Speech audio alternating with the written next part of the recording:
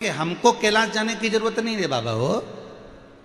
और हम आपसे भी कह रहे हैं कि आपसे कोई कहे कि आप गंगा के घाट पर जाकर बैठ जाओ, तब करने बैठ जाओ, नर्मदा जी के घाट पर जाकर बैठ जाओ, आप सरयू के घाट पर जाकर बैठ जाओ, आप अयोध्या, काशी, मथुरा, वृंदावन, गोवर्धन, तुम्हारी कोई कहे तुमसे उज्जैनी जाकर, काशी जाकर बैठ जाओ, अब वहीं रहना, वहीं तब साधना करना, तो सीधे मना कर देना कि देखो सियोर वाला महाराज ने मना करा, बिल्कुल मना कर दिया सियोर वाले महाराज ने कि ना हमें किसी घाट पर जाकर बैठना है, ना हमें कहीं तीर्थ में जाकर बैठना है। हम तो शास्त्र कहता है कि बैकुंठ कौन ने देखा कि बैकुंठ ही मिलेगा और आप मरने के बाद बैकुंठ ही जाएंगे, ये गारंटी कोई नहीं लेता। पर इतनी गारंटी जरूर है कि आप जहां रह रहे हो, आप जिस जगह पर रह रहे हो, आप जिस भूमि पर रह रहे हो, वहां बैठकर आप जब भगवान का भजन करते हो, भगवान की साधना करते हो, भगवान का स्मरण करते हो, शिव नाम में डूब जाते हो, तो समझ लेना कि गंगा, नर्मदा, सरयू, क्षिप्रा, मंदाकिनी सब आपके पास में आ जाते हैं। आप जहां बैठकर भजन कर रहे हो तो आपको यह महसूस हो जाता है कि मैं काशी में, मैं वृंदावन में, मैं गोकुल में, मैं बरसाना में, मैं नंदगांव में, मैं सब वहीं पर आ गए। ये दिल, ये मन, ये चित्त, ये वृत्ति जब भगवान से जुड़ जाती है तब सारे तीर्थ आप रूप आपके पास में आ जाते हैं। अपने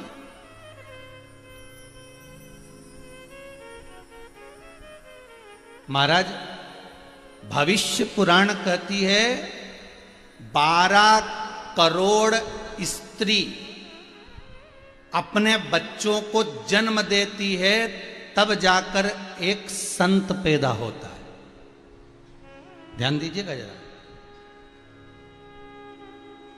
तब एक भगवंत, एक भगवान का भजन करने वाला, एक कृपा पात्र, भगवान का स्मरण करने वाला, तब भविष्य पुराण कहती है कि 12 करोड़ स्त्री जब अपने गर्भ से बच्चों को जन्म देती हैं, 12 करोड़ माताएं जब अपने बच्चों को जन्म देती हैं, तो 12 करोड़ माताएं जब जन्म देती है तब जाकर एक भगत, एक संत, एक साधु, एक सन्यासी, एक तपस्वी, एक साधक, एक उपासक, एक भगवत भजन करने वाला, स्मरण करने वाला, भगवान की भक्ति में डूबने वाला, ध्रुव और प्रहलाद जैसा, स्वामी विवेकानंद जैसा, रामकृष्ण परमहंस जैसा, संत तुकाराम, मीराबाई, कर्माबाई जैसा कोई जीव जन्म लेता।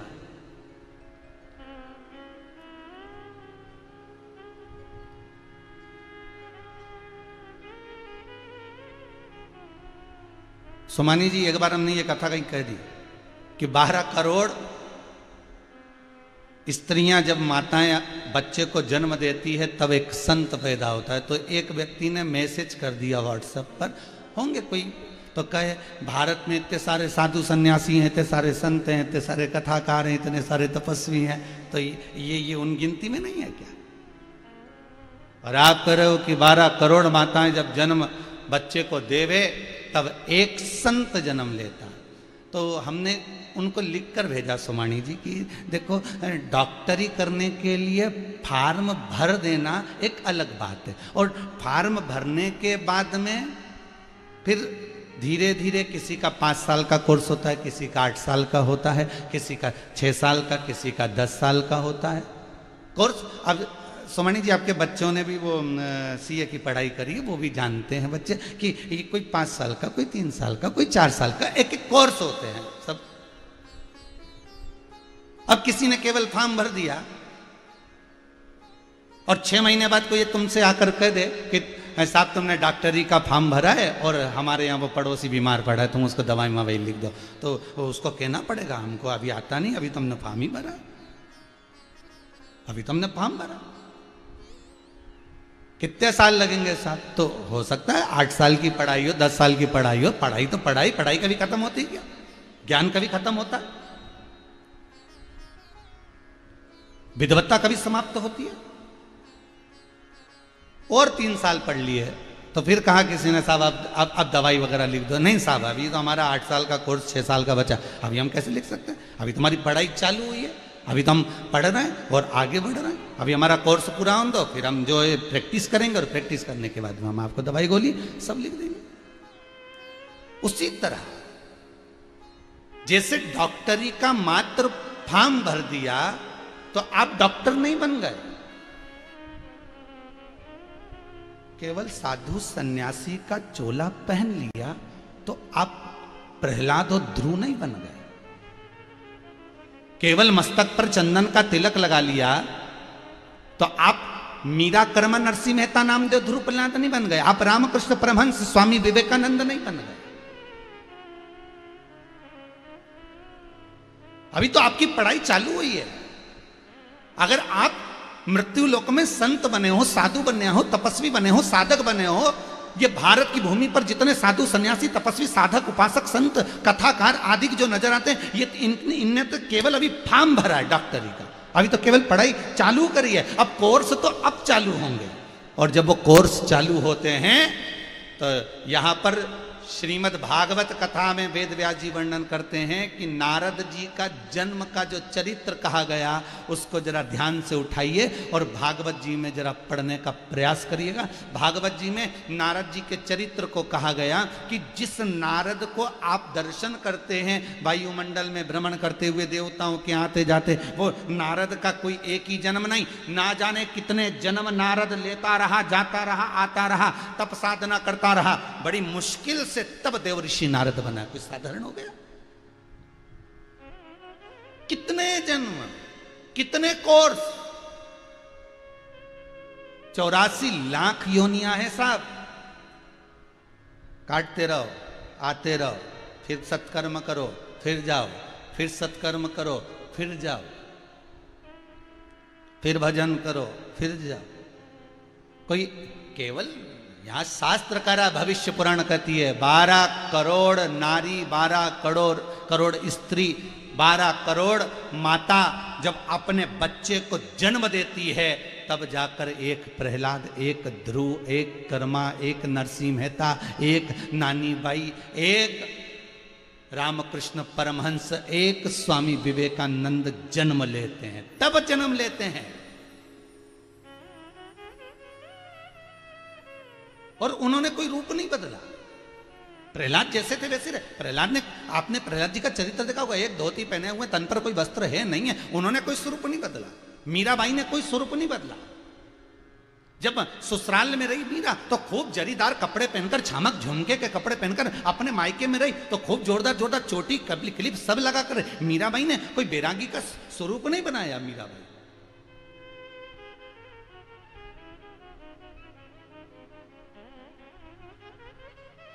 जिसके दिल में भगवान आ जाता है, जिसके हृदय में शंकर आ जाता है, जिसकी चित्त वृत्ति में परमात्मा बैठ जाता है, उसको कपड़े बदलने की जरूरत नहीं होती, उसको स्वरूप बदलने की जरूरत नहीं होती। कपड़ा वो बदलते हैं जिनको दिखाना है।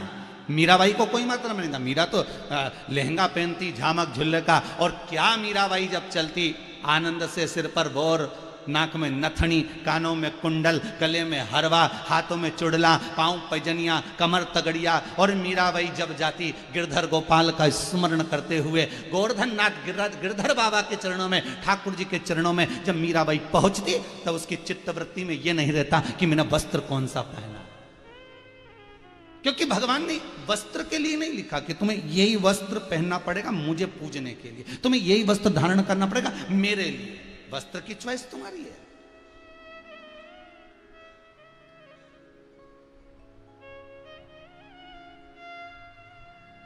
सामान की लिस्ट तुम बनाते हो।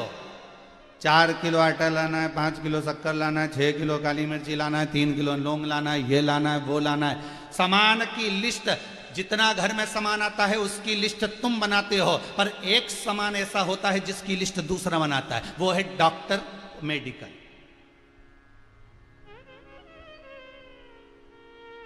दवाई की लिस्ट कभी तुम नहीं बनाते। दवाई की लिस्ट केवल एक डॉक्टर बनाता है, मेडिकल वाला बनाता है कि ये दवाई तुम्हें लाना, और उसमें से तुम जरा सा भी कम नहीं ला सकते। हाँ, आटा कम कर सकते हो कि भाई अब की बार थोड़ा सा बजट कम है, 3 किलो कम लाना, और सुनो अब की बार शक्कर थोड़ी कम लाना। बजट ऊंचा नीचा तुम अपने सामान का कर सकते हो, अपनी लिस्ट का कर सकते हो, पर जो डॉक्टर ने लिखा उसमें से कुछ कम करोगे क्या? नहीं। उसमें से कुछ कम होगा? नहीं। उसमें से कुछ और तुमने जाकर कहा भैया कितने का इंजेक्शन है, तो क्या 12,000 का। 12 थोड़ा कम होगा क्या, तो क्या दूसरी जगह से ले ले। और मालूम पड़े इसमें से कम कर दे तो कर दूंगा, मना नहीं है। पर डॉक्टर ने जो लिख दिया वो तो तुम्हें लाना पड़ेगा, क्योंकि लिस्ट उसने बनाई है। उसी तरह ये गाड़ी, बंगला, जमीन, जायदाद, फैक्ट्री, दुकान, व्यापार, व्यवसाय, ये सारी लिस्ट तुम्हारी बनाई हुई है।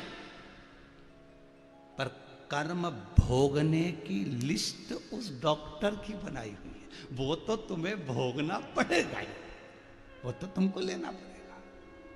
सारी लिस्ट तुम बनाओ। मृत्यु लोक में आए हो तो लिस्ट तुम्हें बनाना है। मेरे को ये गाड़ी लेना है, मेरे को बच्चों को पढ़ाना है, मेरे को बच्चों का विवाह करना है, मुझे ये करना है, मुझे सारी लिस्ट तुम बनाओगे। पर डॉक्टर जो लिस्ट बनाता है वो केवल डॉक्टर ही बनाता है, और वो पूरा सामान तुम्हें लाना पड़ता है। उसी तरह उसने जो लिस्ट बना दी उसका तो भोग तुम्हें भोगना पड़ेगा।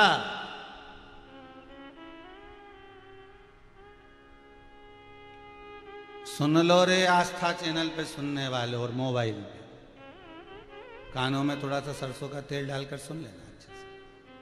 भोगना तो चाहे हम हो चाहे तुम हो। गुरु की करनी गुरु भरेगा, चेला की करनी चेला उड़ जाएगा हंस अकेला। कर्म तो भोगना पड़ेगा।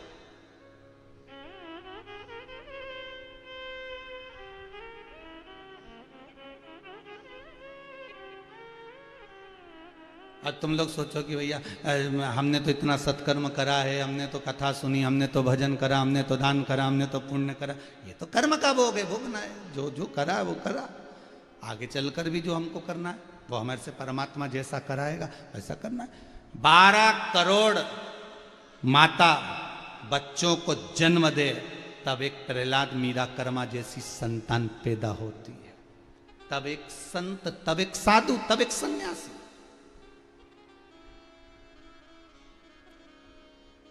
प्रश्न करने वाले ने प्रश्न किया, व्हाट्सएप पर भेजा कि आप कह रहे हो 12 करोड़ में से एक माता का पुत्र संत बनता, तो इतने संत, इतने साधु, इतने सन्यासी, इतने तपस्वी, इतने साधक, इतने उपासक, इतने कथाकार, इतने ब्राह्मण, तो ये सब क्या है? तो यहां ये तो फॉर्म भरने वाले हैं। फॉर्म भरने वाले तो ढेर सारे होते हैं साहब। तुम देखना डॉक्टरी की पढ़ाई का हो, चाहे सीए की पढ़ाई का हो, चाहे इंजीनियरिंग की पढ़ाई का हो, तो फॉर्म तो भरने वाले ढेर होते हैं। अभी तुम आर्मी का वो निकाल दो कि भाई अब यहाँ पर नौकरी लगना, पुलिस की नौकरी लगना, ढेर फॉर्म भराएंगे ढेर। पर सिलेक्ट होने की बात है ना भाई। फॉर्म तो कितना, तो केवल फॉर्म भरते से डॉक्टर नहीं बन जाते, बहुत पढ़ाई करना पड़ती है साहब। डॉक्टर बनने के लिए, सीए बनने के लिए, इंजीनियर बनने के लिए, कलेक्टर, एसपी, डीएसपी, आईएएस बनने बहुत पढ़ाई करना पड़ती है। उसी तरह परमात्मा से मिलने के लिए भी बहुत पढ़ाई करना पड़ती है। कोई एकाध क्लास में पास होकर तुम परमात्मा के नहीं हो सकते। तुम केवल एक एग्जाम पास करो और सोचो कि मैं तो सीए हो गया, तो फर्स्ट एग्जाम में हुआ है, अभी तो लास्ट तक तो आ। अभी तो एक एग्जाम पास करो कि मैं डॉक्टर बन गया, नहीं नहीं, अभी लास्ट तक आ।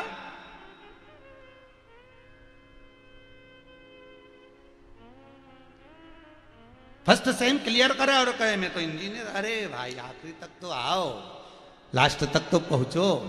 जब तुम लास्ट तक पहुंचोगे तब मालूम पड़ेगा ना कि पढ़ाई का है। उसी तरह केवल ये नहीं है कि कपड़े चेंज कर लिए और तुम भगवान के हो गए, तिलक लगा लिया और तुम भगवान के हो गए, साधु सा वेश बना लिया और तुम भगवान के हो गए, सन्यासी सा वेश बना लिया और तुम भगवान के हो गए।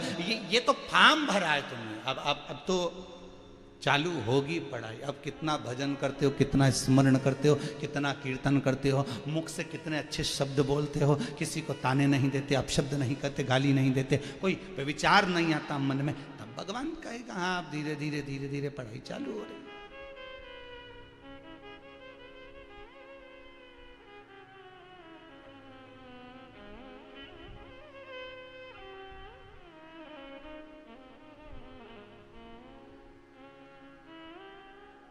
और आजकल तो देखो माइनस मार्किंग का जमाना है।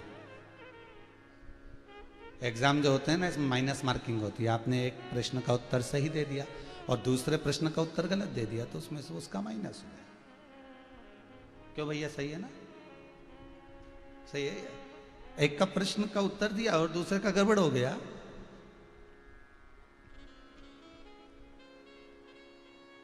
और एक का दिया और दूसरे का गड़बड़ हो जाए तो उसमें तो माइनस हो जाता है ना, ऐसा ही है।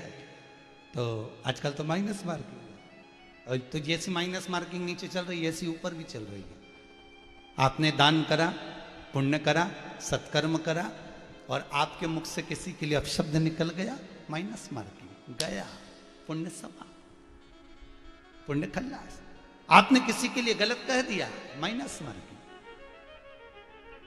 कमाई तो तुम अच्छी कर रहे हो, तुमने एग्जाम में बैठकर बहुत अच्छा काम करा, तुम याद कर कर भी आए हो, पर माइनस मार्किंग पर थोड़ा ध्यान दीजिएगा कि यहां अगर माइनस मार्किंग चल रही तो वहां भी माइनस मार्किंग चल रही है। तुमने मालूम पड़े 10,000 रुपए दान करे, तुमने 2,000 रुपए दान करे, तुमने 500 रुपए दान करे, और 500 रुपए दान करने के बाद तुमने 50 जगह पर कह दिया मैंने तो 500 रुपए बिठले सेवा समिति को दिए थे, मैंने तो 500 रुपए गौशाला को दिए थे, मैंने तो 500 रुपए ऐसे दिए थे, तो वो माइनस मार्किंग हो रही है। जितनी जगह बताते जाओगे, हमारे यहाँ हमारे गुरुदेव कहते थे, श्री विठलेश राय काका जी महाराज, इंदौर हवेली जी, वो हमेशा कहते थे, मिश्रा दुनिया के लोग गोवर्धन नाथ जी पर जब दूध चढ़ाने के लिए जाते हैं तो दूध चढ़ाते हैं 10 रुपए का, और जब घर आते हैं ना और उनसे कोई पूछता कहाँ गए थे, बहुत दिनों से दिखे नहीं, अरे हम तो मथुरा गए थे, अच्छा फिर हम गोवर्धन जी गए थे, गोवर्धन जी गए थे, वाह, फिर हमने तो दूध लिया, परंतु तो दूध महंगा हो गया साहब, हमने 5 लीटर लिया, 10 का भाव का दिया। उस समय जब काका जी बताते थे 10 का भाव का, 10 का भाव का लिया, अच्छा, और 10 का भाव का लेकर हमने जब दूध चढ़ाया, फिर जितने लोग सुन रहे थे तो हमारे गुरुदेव कहते थे विठलेश राय काका जी महाराज कि जितने लोगों ने सुना कि 10 रुपए किलो का दूध तूने गिरिराज जी पर चढ़ाया और मालूम पड़े 1-1 रुपए उनके हिस्से में चले गए, और मालूम पड़े तेरे पर 6 बन्नी ना बची है, पुण्य क्षीण हो गए। शायद इसीलिए हमारे पूर्वज कहते थे कि अगर इस हाथ से दान दे रहे हो तो इस हाथ को मालूम ना पड़े महाराज कि तुमने दान दिया। हाँ, ये हाथ इस हाथ को स्पर्श कर सकता है, दान करते समय, पुण्य करते समय, सत्कर्म करते समय ये स्पर्श कर सकता है।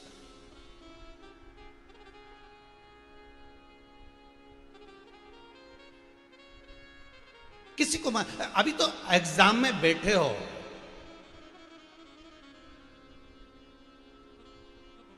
कई लोग हमको मिलते हैं महाराज, वो हमेशा कहते हैं अरे महाराज जी हमने इतनी कथा सुनी तो हमें तो कथा एक रटी हुई है। कई लोग ऐसे भी होंगे जो सियोर वाला महाराज की कथा कई बार से सुन रहे हैं और उनको भी याद हो गई होगी कि मालूम पड़े ध्रुव जी का ऐसा चरित्र है, तो शंकर जी का ऐसा चरित्र है, तो दक्षायणी का ऐसा चरित्र है। अभी देखना सियोर वाले महाराज जी इसके बाद ये वाली कथा सुनाएंगे, तो कथा तो वही है, कथा तो पलट नहीं सकती। जो लिखा है शिव महापुराण में कि शंकर जी का चरित्र चालू हुआ, देवराज की कथा हुई, बिंदु की कथा हुई, फिर अर्धनारेश्वर की कथा, ये कथा तो वही की वही रहेगी, कथा नहीं पलट सकती। शिव महापुराण को नहीं, जैसे भागवत जी को नहीं पलट सकते, भाई आया पहले दिन ये चरित्र आ गया, सुखदेव जी का चरित्र आ गया, फिर मालूम पड़े गौकर्ण चरित्र आ गया, फिर मालूम पड़े सृष्टि खंड आ गया, फिर मालूम पड़े सुंदर भाव से वामन चरित्र आ गया, फिर रामकृष्ण चरित्र आ गया, गोवर्धन चरित्र आ गया, रुक्मणी जी को ब्याह हो गया, सुदामा चरित्र आ गया, और आखिरी में 7वें दिन अक्षतम केशवम हो गया। लो 7 दिन पूर्ण हो गए। रामचरितमानस चालू हुई, शंकर जी का चरित्र आ गया, दशरथ जी का चरित्र आ गया, राम कथा के, तो कथा वही, कथा नहीं बदल सकती।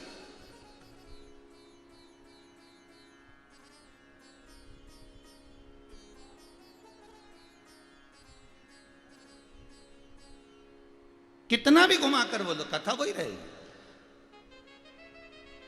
एक बार हमने किसी से कह दिया है थोड़ा सा जिंदगी में बदलो तो रहे, जैसे कि जैसे ही हो, कभी सुधरने का तो प्रयास करा करो, कभी बदलने का तो प्रयास करा करो। तो एक व्यक्ति बोला तुम्हारी कथा कभी बदली है? भागवत जी देखो वहीं से चालू होती है, वहीं पे विराम होती है, तो तुम बदल के बताओ भागवत जी को। तो हमने कहा ये भी बात करती, तो जब भागवत नहीं बदली, रामायण नहीं बदली, शिवपुराण नहीं बदली, तो हम काय को बदले? तो हो गया। तो हमने कहा ये बीच में जो बदलते हैं तो क्या हम भी थोड़े दिन बदल जाते हैं? अगर बीच में पुराण बदलती है तो हम भी थोड़े दिन बदल जाते हैं, फिर वापिस वैसे की वैसे, फिर वही अर्धनारेश्वर की कथा पे आ गए, मतलब कथा वही घूम फिर के वही आए। देखा गजब, धन्य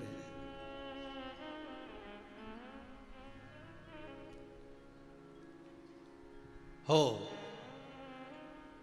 पढ़ाई करो, फॉर्म भरो, थोड़ी क्लासें निकालने का प्रयास करो, थोड़ी क्लास है। किसी ने पूछा गुरुदेव ये भागवत, ये रामायण, ये शिव पुराण, ये गीता जी की जो कथा होती है ये क्या है? हमने कहा बस ये फॉर्म भरने का स्थान है, एडमिशन। भगवान से मिलने का, परमात्मा से मिलन करने का ये एक स्थान बना दिया गया।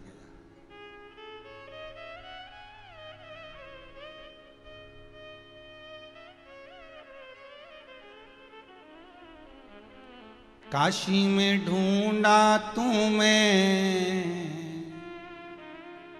गंगा में पाया है, और काशी की गलियों में भोलेनाथ का ठिकाना है। काशी की गलियों में भोलेनाथ का ठिकाना है। ओ दुनिया वाले क्या जाने मेरा रिश्ता पुराना है। दुनिया वाले क्या जाने मेरा रिश्ता पुराना है। दुनिया वाले, सूरत वाले क्या जाने मेरा रिश्ता पुराना है। दुनिया वाले क्या जाने मेरा रिश्ता पुराना है। भोले जी से मिलने का सत्संग ही बहाना है। भोले जी से मिलने का सत्संग ही बहाना है।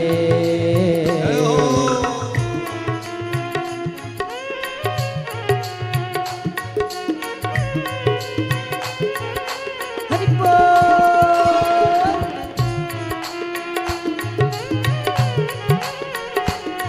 हर बोल।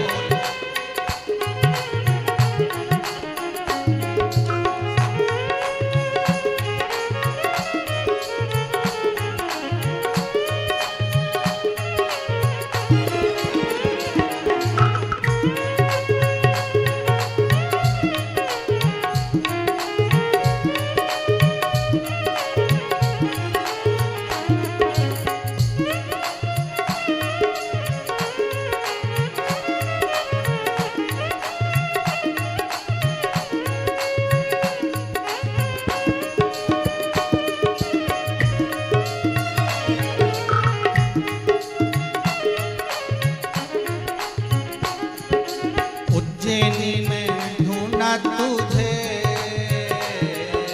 छिपरा में पाया है। उज्जैनी में ढूंढा तुझे, छिपरा में पाया है। ओ उज्जैनी में ढूंढा तुझे, छिपरा में पाया है। उज्जैनी में ढूंढा तुझे, छिपरा में पाया है। हर सिद्धि के मंदिर में, हर सिद्धि के मंदिर में भोले हो है। हर सिद्धि के मंदिर में भोले बाबा का ठिकाना है। दुनिया वाले क्या जाने मेरा रिश्ता पुराना है। दुनिया वाले क्या जाने मेरा रिश्ता पुराना है। बड़े भाव, बड़े आनंद से ताली से बजते हैं।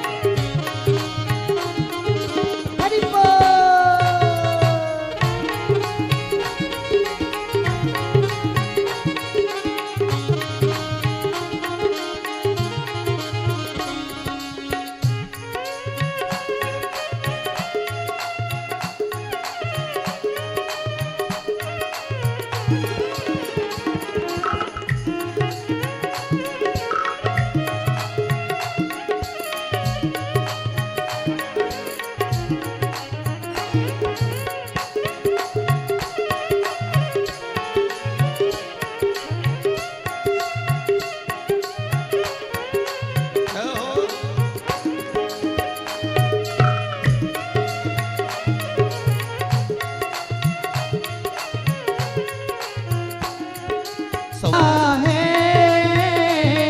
ओ दुनिया वाले क्या जाने मेरा पुराना है। दुनिया वाले क्या जाने मेरा रिश्ता पुराना है। ओ दुनिया वाले क्या जाने मेरा रिश्ता पुराना है। दुनिया वाले क्या जाने मेरा रिश्ता पुराना है। ढूंढा उसको जहां तहां हर जगह पर उसके मिलन का जो बिंदु है वो केवल यही है।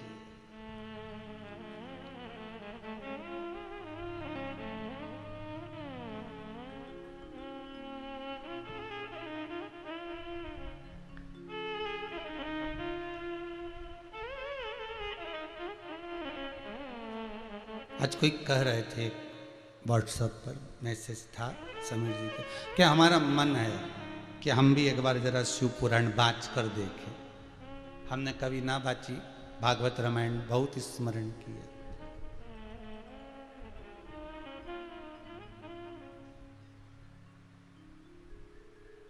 सारी दुनिया में चर्चा है शिव पुराण की, शंकर की कथा, शंकर का अनुमोदन। हम भी देखें।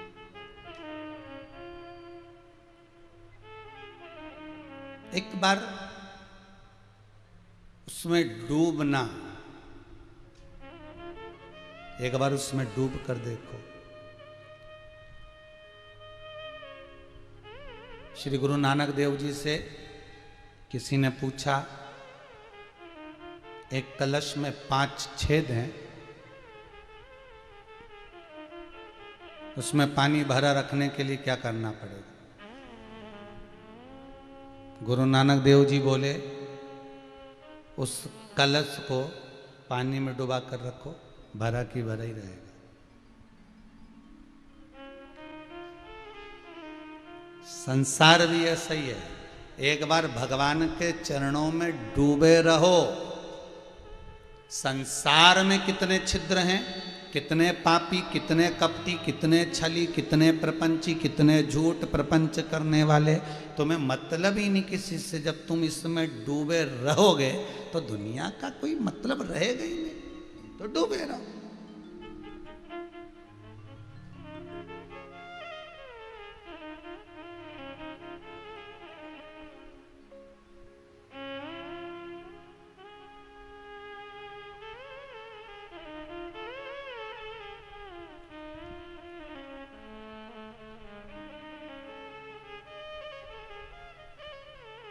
कल एक न्यूज़ में आ रहा था, किसी का वो समुद्र में मकान चले गया। अब वो कब आएगा? पर हमने अग्नि पुराण में पढ़ा था कि समुद्र कभी अपने पास में कुछ नहीं रखता। अगर वो ले गया है तो दे भी देगा।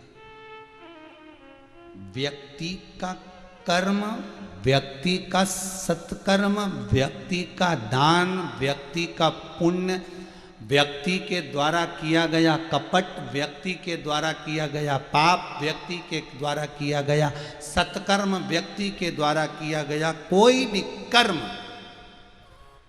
भगवान कभी अपने पास नहीं रखता। जैसे समुद्र ले भी गया मकान को तो छोड़ देगा, कुछ देर के बाद उसकी लहरें आकर वापिस छोड़ जाएगी। हमारे द्वारा किया गया कर्म जो हमने करा है वो वापिस हमारे पास आ ही जाएगा। अच्छा करोगे वो अच्छा बनकर आएगा, बुरा करोगे वो बुरा बनकर आएगा। तुम जैसा करोगे तुम्हारे सामने वो प्रस्तुत हो जाएगा।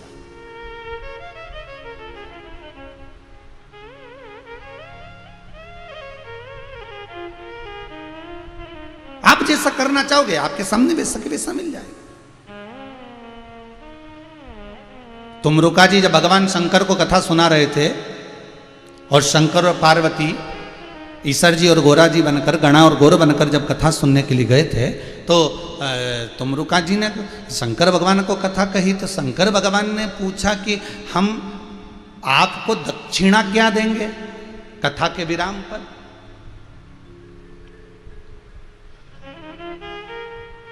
हम आपको दक्षिणा क्या देंगे कथा के विराम पर। तुमरुका जी अगर आप कथा सुनाओगे और कथा सुनाई आपने तो हमें दक्षिणा तो देना पड़ेगा, हमें कुछ तो भेंट करना पड़ेगा, तो हम क्या देंगे कथा के विराम पर।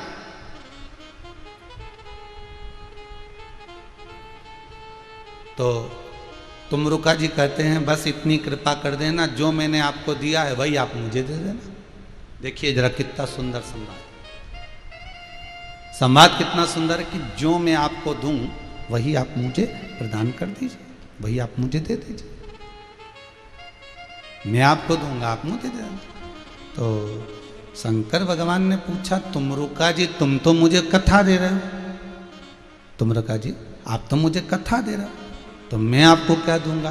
तो तुमरुका जी ने कहा कि आज अगर मैं आपको कथा दे रहा हूं और जिसकी कथा दे रहा हूं वो शंकर है, तो एक काम करना मैं कथा दे दूं और आप मेरे हो जाओ, आप स्वयं मेरे बन जाओ, इससे बढ़कर सुकून हो क्या होगा। हम अगर कुछ दे रहे हैं तो वो वापस हमको ही मिल रहा है। देकर देखो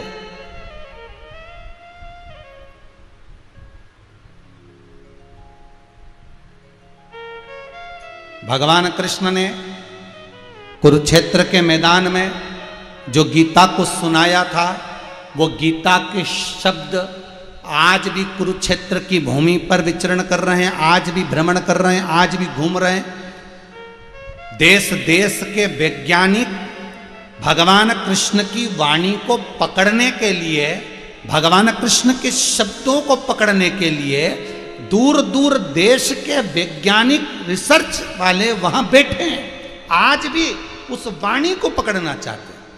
क्यों? क्योंकि शास्त्र कहता है कि हमारे मुख से जो शब्द निकलता है वो शब्द वायुमंडल में रहता है और पलटकर हमारे पास ही आता है, वो हमें ही प्राप्त होता है। अगर हम किसी को अपशब्द कहेंगे, हम किसी को ताना देंगे, हम किसी को गाली देंगे और कुछ दिन में पलट कर हमारे पास वापिस आ जाएगा, वापिस हमारे पास।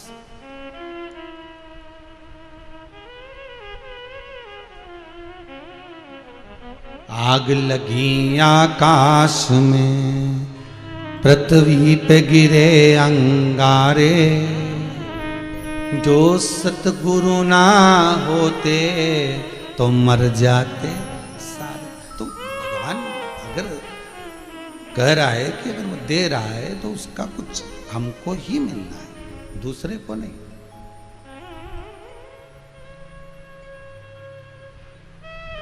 दूसरे को प्राप्त नहीं होगा।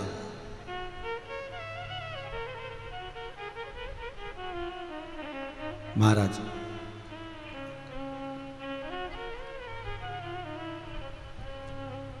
शंकर की कथा कर रही है। अगर आप शिव महापुराण की कथा में बैठे हो तो ये समझ लेना कि आपका एडमिशन भगवान की चौखट पर कुछ बनने के लिए हो गया। मतलब अब भगवान को बनने में देरी नहीं लगेगी।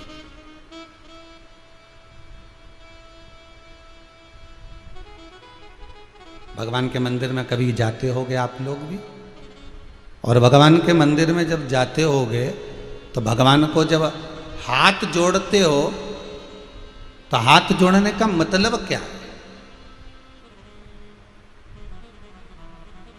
ये दोनों हाथ क्यों जोड़े जाते हैं? भगवान के सामने पहुंचकर इन हाथों को क्यों जोड़ा जाता है? इन हाथों को जोड़ने का क्रम क्या है? इन हाथों को किस लिए जोड़ा जाता है? क्या कारण है इनको हाथों को जोड़ने का? काम क्या, कारण क्या है, क्या क्रम है इसका, किस लिए? शिव महापुराण की कथा कहती है कि जब हम हाथ जोड़ते हैं और ये मन है ना, जो आत्मा है, इसके भीतर परमात्मा है। ये आत्मा के भीतर परमात्मा है, ये मन के अंदर भगवान समाया है। जब हम हाथ जोड़ते हैं तो ये हाथ नहीं रहता, ये माइक है। हाथ क्या? माइक। और हम भगवान के सामने जब कुछ कहते हैं तो ये माइक के द्वारा कुछ तरंगे इस आत्मा तक चली जाती है। केवल हाथ जोड़ने कर हम भगवान से जब निवेदन करते हैं, प्रार्थना करते हैं, विनती करते हैं, चरणों को नमन करते हैं, उससे इस आत्मा के भीतर हमारे दिल की बात स्वतः दिल में पहुंच जाती है, उस परमात्मा तक।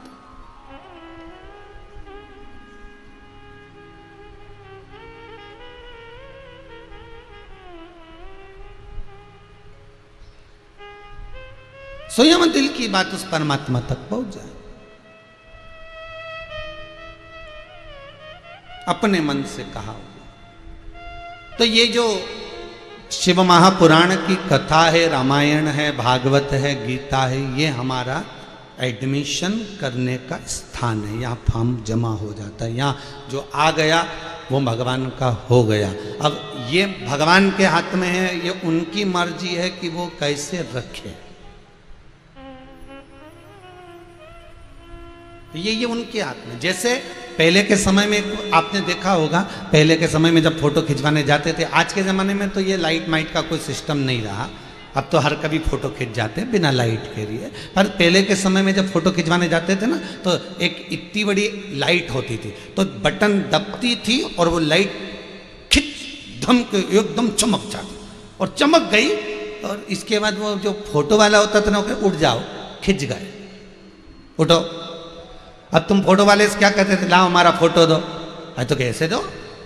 2-3 दिन लगेंगे तब मिलेगा। अभी तो खिंचा है। शिव महापुराण में तुम बैठ गए मतलब फोटो खिंच गया। खिंच गया मतलब भगवान ने तुम्हें अपनी ओर खींच लिया। अब तुम बोलो कि हमने तो कथा सुनी, उसका पुण्य अभी के भी दो। तो फोटो वाला बोलता है अभी तो खींचा है, अब तो फोटो बन के आएगा। अच्छा करा होगा अच्छा फोटो आएगा, बुरा करा होगा बुरा फोटो आएगा। फोटो तो बनाने वाला अब बनाएगा, अब बैठेगा बनाने के लिए, फिर धोएगा। आजकल धुलते कि नहीं धुलते पानी वानी में? अब नहीं धुलते। हाँ, तो पहले तो धोते थे और धुल के फिर सूखते थे, और सूखने के बाद फिर उसकी कटिंग होती थी। कितनी लंबी प्रोसेस है देखिए आप। भगवान कृष्ण के अधर पर अगर बंसी पहुंची तो कितनी लंबी प्रोसेस है। पहले वृक्ष में से कटी बांस, कटने के बाद छिला, फिर छेदा गया, फिर भगवान के अधर पर गया। और कोई पूछे बंसी तूने कौन से पुण्य करे जो भगवान के अधर पर पहुंच गई, तो बंसी के पहले मेरे जैसे कटो, फिर छिलो, फिर छेदे जाओ, उसके बाद तो भगवान के पास जाओ। अर्थात संसार में आए हो तो दुख तो झेलना पड़ेगा। ये संसार है ही किस लिए? 2 कारण से तो मनुष्य का जन्म होता है। एक कर्म का भोग भोगो और दूसरा भगवान का भजन करो। तो भजन करने से क्या होगा? जब कर्म का भोग ही भोगना है तो शिव महापुराण की कथा कहती है कि आप जब भगवान का भजन करते करते कर्म का भोग भोगोगे तो दुख नहीं होगा, कष्ट नहीं होगा। सद्गुरु, संत, साधु, सन्यासी, तपस्वी, साधक, उपासक, कथाकार आपको यही समझाते हैं कि भोगना है पर भजन कर कर भोगोगे तो दुख नहीं होगा। जैसे दवाई तो खाना पड़ेगी, पर माँ जब बच्चे को दवाई खिलाती है तो कौआ आया और मुंह में उंडेल देती है। उसी तरह संत, ये जो दुख है ये आता जरूर है। ये कोरोना जैसा वायरस कई जगह व्हाट्सएप पर था कि सबको कोरोना होगा, सबको ही बुखार आएगा, सब तो आया होगा। किसी किसी के शरीर में दर्द भी हुआ होगा, घुटना भी दुखा होगा, हाथ पैर भी दुखा होगा, बुखार भी आया होगा, थोड़ी बहुत सर्दी भी हो गई होगी, थोड़ी बहुत खांसी भी हो गई होगी, पर तुम्हारा मन भगवान की कथा में लगा रहा, शिव महापुराण में लगा रहा, तुम मंदिर जाते रहे, तुम भजन करते रहे, तुम घर में अच्छा अच्छा आइटम बनाकर खाते रहे, तुम्हारा मन तुमने कहीं ना कहीं लगा कर रखा। तो कोरोना कब आया कब निकल गया, बापड़े कोरोना को भी नहीं मालूम पड़ा कि इनके घर में करूंगा क्या। इन्हें तो मेरे को पूछा ही नहीं, क्योंकि कोरोना भी ऐसा मेहमान है कि इसको पूछना पड़े तो ये पूछा जाए। और इसको जिसने नहीं पूछा, तुम्हारा मन कथा में लगा के रखो, कभी भी आएगा ना निकल जाएगा कि यहाँ तो शिव पुराण चल रही, शिवर वाला महाराज की कथा चल रही, ने सब बैठे टीवी के सामने। बताओ सारा की सारा लोग टीवी के सामने बैठे, ना कोई तो हेडफोन लगाया, ना कोई बैठा, कोई मोबाइल के सामने बैठा, कोई बढ़िया झूम झूम के नाच रहे भजन में। इतने फोटो लोगों ने भेजे साहब कि टीवी के सामने हाथ जोड़ रहे, कहीं नाच रहे, कहीं किसी ने तो लिख के भेजा कि बता इनके हाथ टीवी के सामने काहे के जोड़ रहे हैं, इनके तो भगवान के जोड़ना था। अरे टीवी के नहीं जोड़ रहा है, उसमें जो शिव महापुराण बैठी है उसके जोड़ रहा है, ना सियोर वाला महाराज के जोड़ रहा है, ना टीवी वाला, ये तो पुराण बैठी है ना उसके जोड़ रहा है। ये फोटो खींच रहा है ना लोगों के जो चल रहे हैं टीवी पे, ये उसके। तुम अपने मन को लगा लो साहब, इस दिल को लगा लो। कहते हैं अगर दिल सत्संग में खुल जाता है फिर वो दिल हॉस्पिटल में नहीं खुलता है। हार्ट अटैक की बीमारी किसको आती है? जिसका दिल नहीं खुलता। इसलिए विदेश के डॉक्टर कहते हैं इस दिल को कहीं लगाओ, इस दिल को कहीं लगा कर रखो। अगर ये दिल कहीं लगा रहेगा, ये दिल अगर कहीं लग गया तो फिर हार्ट अटैक नहीं आएगा, हार्ट अटैक की बीमारी, क्योंकि ये मन कहीं लगा होना चाहिए। आज के ज़माने में लोग मन को कहीं लगा ही नहीं पाते, अंदर ही अंदर बस तड़पते रहते हैं। कोई हमारी सुन ही नहीं रहा। हम बच्चों से कहते बच्चे नहीं सुनते, बहुओं से कहो बहू नहीं सुनती, पोता पोती से कहो पोता पोती नहीं सुनता, छोरी से कहो छोरी नहीं सुने, दामाद से कहो दामाद नहीं सुने। अंदर की अंदर घुटते रहता है क्योंकि दिल नहीं खुल पा रहा। इस दिल को परमात्मा के चरणों में जाकर खोल दो, सदगुरु के सामने ले जाकर खोल दो। इस मन को परमात्मा के सम्मुख में ले जाकर खोल दो। तुम्हारे मन में जो है, शिव महापुराण की कथा में फिर कहेंगे कि आप 2 घंटा 3 घंटा जो शंकर की कथा सुन रहे हो, उतनी देर तुम्हारे मन में जो भाव आए उसको प्रस्तुत कर दो। बाबा चाहेगा तो 7 दिन में उसका प्रमाण तुम्हारे सामने दे देगा। तुम दिल में जो आए उसको कह दो, उसको कह दो।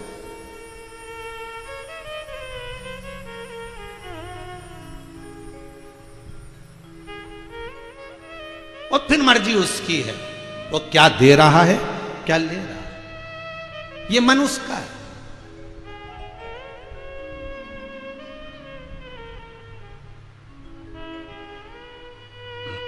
दुनिया को समझाने में रह जाओगे तो एक दिन आप ही निकल जाओगे। ध्यान रखिए।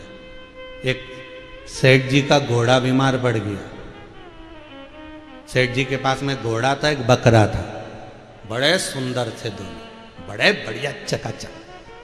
सेठ जी का घोड़ा बीमार पड़ गया, नीचे बैठ गया, उठ ही नहीं दिया। डॉक्टर को बुलाया, डॉक्टर साहब घोड़े को उठाओ। बहुत महंगा घोड़ा है डॉक्टर साहब, 1.5 लाख का खरीदा है मैंने, बहुत बढ़िया घोड़ा, पर तो ये भी कुछ दिन से बीमार पड़ा हुआ, उठ ही नहीं रहा। डॉक्टर ने देखा, देखो साहब 4 दिन में दवाई दूंगा, इंजेक्शन दूंगा, 4 दिन में अगर घोड़ा उड़ गया तो समझ लो कि इसको रखना है, 4 दिन में नहीं उठा तो इसको यहीं पड़े पड़े इसको मार डालना। अगर ये नहीं मरेगा तो बकरे को बीमार कर देगा, इसलिए इसको उठाना जरूरी है। 4 दिन में उठा, ठीक है साहब। पहला दिन आज से चालू हो गया, इंजेक्शन लगाया, दवाई दी, चले गया डॉक्टर। बकरा उसको बहुत स्नेह करता था, दोनों साथ रहते थे, थोड़ा सा प्रेम भाव था। बकरे ने उसके कानों में आकर कहा, भाई उठ जा रे, देख आज पहला दिन हो गया, 4 दिन में उठना तेरा जरूरी है, नहीं उठेगा ना तो तू बाद में मर जाएगा, ले उठ जा, चल हिम्मत कर, उठ। घोड़ा नहीं उठा। दूसरा दिन फिर डॉक्टर आया, इंजेक्शन दिया। दूसरे दिन फिर बकरे ने कहा, देख आज दूसरा दिन हो गया रे, उठ जा, देख अभी भी मौका है, उठ जा। तू उठ जाएगा ना तो बच जाएगा, नहीं उठेगा तो चौथे दिन 5वें दिन तेरे को एक इंजेक्शन ऐसा दिया जाएगा कि तू मर जाएगा, देख उठ जा, अभी भी मौका कर। नहीं उठा। तीसरे दिन फिर डॉक्टर आया, उसने फिर इंजेक्शन दिया, फिर दवाई दी। बकरे ने फिर उस घोड़े से कहा, ए घोड़ा उठ जा भाई, मेरी बात मान ले, तुझ में बल है, उठ तो जा। नहीं उठा। उसने तो ऐसा लग रहा है जैसे घोड़ा कानों में हेडफोन लगा के सोया, उठ ही नहीं दिया, रुई मुई लगा ली उन्हें, उठने को नहीं उठा। चौथे दिन डॉक्टर आया और बकरा, डॉक्टर आया उससे पहले बकरे ने कहा, देख आज आखिरी दिन है, अभी भी मौका है, उठ ले, समझा रहा हूं, मेरे बराबर समझाने वाला तेरे को कहीं नहीं मिलेगा, अभी भी कह रहा हूं, उठ जा, बच जाएगा। और डॉक्टर इंजेक्शन लगाने वाला था और घोड़ा उठा और भागा। जैसे उठा भागा। सेठ जी खुश हो गए, वाह साहब डॉक्टर साहब, आपने घोड़े को अच्छा कर दिया, बहुत बहुत धन्यवाद। अब आप चिंता मत करो, आज ही रात को तुम्हारे लिए पार्टी होगी। और बकरा, आज ही रात को तुम्हारे लिए पार्टी होगी और बकरा हलाल होगा। बकरे ने सोचा, बता, उठा के आफत कर दी, उठा के आफत कर दी। आज का जमाना बड़ा विचित्र है, किसी को समझाओगे तो बकरे जैसे काटे जाओगे।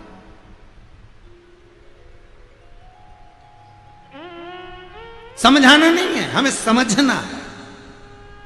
अरे लंकाधिपति रावण के लिए भगवान विष्णु, भगवान ब्रह्मा, इंद्रदेव, वायुदेव, जलदेव, गरुण देव, वरुण देव, सारे देवता शंकर जी के पास जाकर बोलते थे कि ये तुम्हारा चेला है रावण, तो इसको तुम समझाते क्यों नहीं हो? शंकर भगवान बोले, जो समझे उसे समझाए, वो तो उल्टा हमें समझा दे। भाई समझाया भी उसको जाता है जो समझदार हो, जिसको समझ आ जाए। अब तुम किसी से कहो कि भाई समझना समझना, तो अब कोई समझ? भाई समझाया उसी को जा सकता है जो समझता। और जो समझे ही नहीं, एक महाराज जी को बुलाया किसी ने प्रवचन देने के लिए कि हमारे गांव में साहब प्रवचन की बहुत कमी है, तुम आओ और प्रवचन दो। महाराज जी प्रवचन देने के लिए जैसे ही आए, महाराज जी ने कहा मैं एक प्रश्न करूंगा, उत्तर सही दोगे तो प्रवचन करूंगा, नहीं तो चले जाऊंगा। और महाराज जी जैसे ही व्यासपीठ पे बैठे प्रवचन देने की तैयारी, मंच बन गया, विचारों का गाँव वालों का 25-50 हजार रुपये खर्च हो गया और महाराज जी व्यासपीठ पे बैठे। महाराज जी ने पहला प्रश्न करा, ईश्वर है कि नहीं है, बोलो। सारे गांव के लोगों ने कह दिया ईश्वर तो है। महाराज जी उठे, चल दिए। गांव के लोग उनके पीछे पीछे गए, महाराज जी अब क्या हो गया ये तो बता, कि प्रवचन क्या करना, जो है उसका प्रवचन करके क्या करेगा।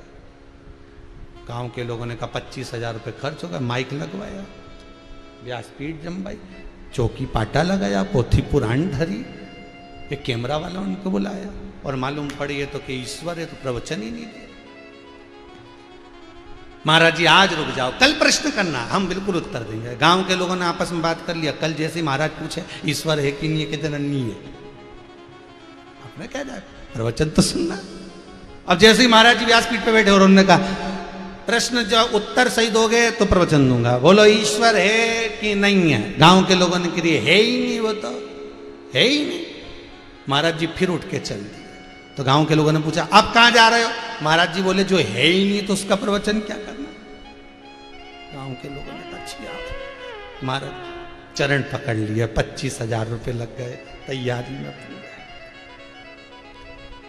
अब कल तुम प्रवचन में प्रश्न कर लेना, बिल्कुल उत्तर देंगे। सरपंच साहब आए, पूरे गांव वालों को समझाया, जो इधर बैठो ना लाइन से, तो आधे बोल देना है, आधे बोल देना नहीं है, बस उत्तर। फिर प्रवचन चालू। महाराज जी ने फिर पूछा बोलो ईश्वर है कि नहीं है? इधर वाले बोल दिए है, इधर वाले बोल दिए नहीं है। महाराज जी फिर उठकर चल दिए। गांव के लोगों ने पूछा अब क्या हो गया महाराज जी बोले जिनको मालूम है वो नहीं वालों को बता देना है, प्रवचन की क्या जरूरत है। महाराज जी चल दिए। गांव के लोगों ने कहा अच्छी आफत हुई।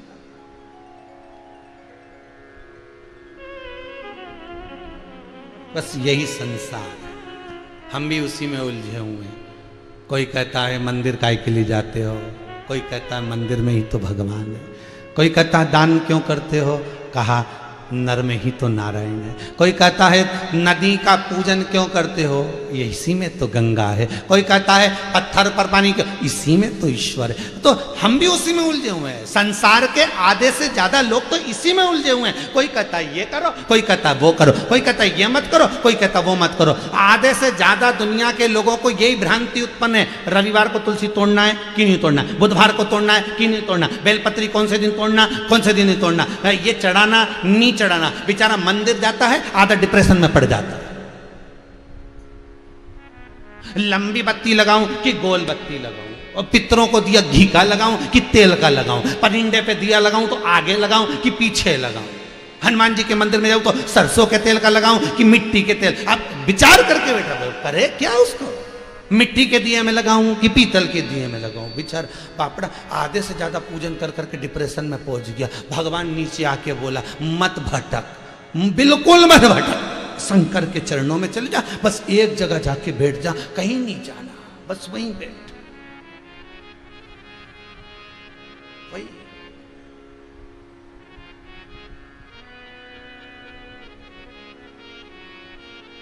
भटक रहा है, कहीं स्थिरता आ ही नहीं रही। अरे स्थिरता मन में पिच्चा, अगर कहीं जा भी रहे ना, प्रवचन सुनने भी जा रहे हो, कथा सुनने जा रहे हो, पार्टी में जा रहे हो, 50 बार अलमारी खोलकर देखना पड़ता है, ये वाली पहनूं कि ये वाली पहनूं, साड़ी भी चूज कर, अब छाट रहा है, उसको भी छाट रहा है, उसको भी चुन रहा है, ये तो अभी परसों ही पहनी थी, अभी नहीं पहनूंगा, वो पे दूसरे का। फिर देखा इसमें थोड़ी सी अच्छी घड़ी बना के बात उठा, फिर दूसरे का, भटक रहा है।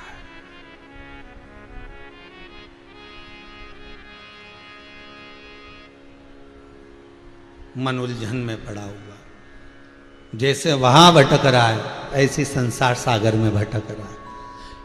मिलेगा नहीं मिलेगा, अरे फार्म भरा है डॉक्टरी का, एक एक कोर्स कंप्लीट करते जाओ, फिर दर्शन देना उसका काम है। वो कब मिल जाए, कैसे मिल जाए, कब आकर खड़ा हो जाए, ये उसकी मर्जी है।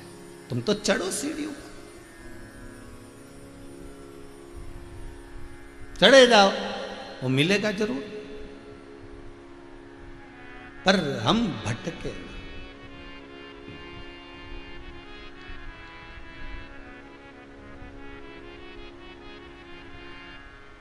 हमारा मन, हमारा चित्त, हमारी वृत्ति उस ईश्वर में लगी रहे, उस ईश्वर में। कितने जन्म देव ऋषि नारद के मां संतों के घर का भोजन बनाती थी, उस भोजन को खाती थी, झूठे भोजन को, बचे हुए भोजन को मां पाती थी, झूठे भोजन।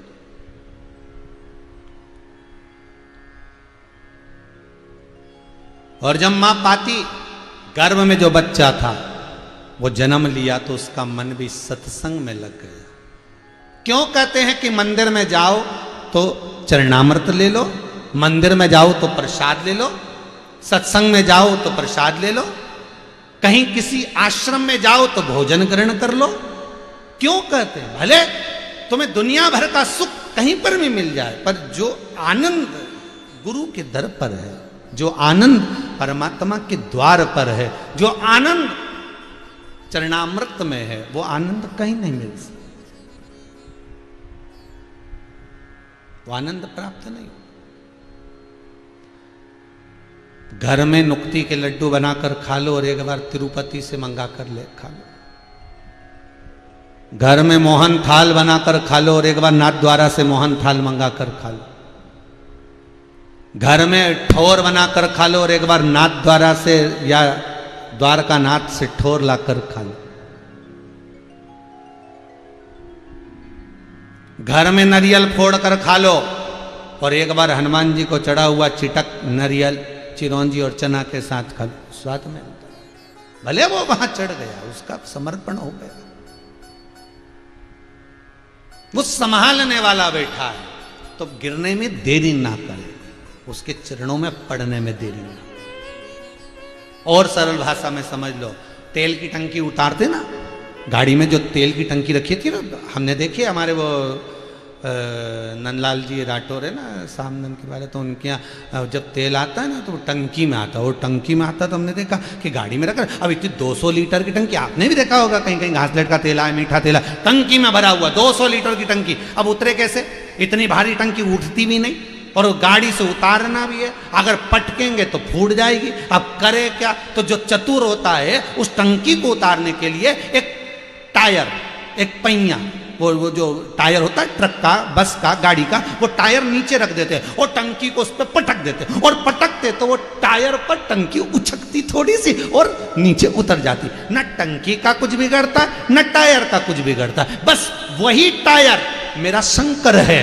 संसार में आकर अगर हम गिरे हैं तो शंकर ने अपने हाथों में जेल रखा है, बस न तुम्हारा कुछ बिगड़ रहा है न शिव का कुछ बिगड़ रहा है। अंतर इतना है कि उसके अनुमोदन में जब तुम लगे रहोगे तो संसार में जैसे टायर पर उचकी टंकी, ऐसे ही संसार में आगे बढ़ते रहोगे, पर उसको मत छोड़ना। अगर छोड़ दिया तो टंकी फूट जाएगी, अगर टायर पर ना डाला गया तो फूट जाए। उसी तरह सत्संग में अगर जाते रहोगे, भजन में, कीर्तन में, स्मरण में, नाम जाप में अगर जाते रहोगे तो कहीं टूट नहीं पाओ, कहीं से लीकेज नहीं होगा।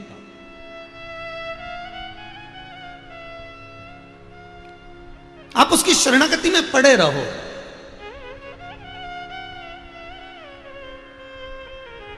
आप उसके चरणों में रमे रहो।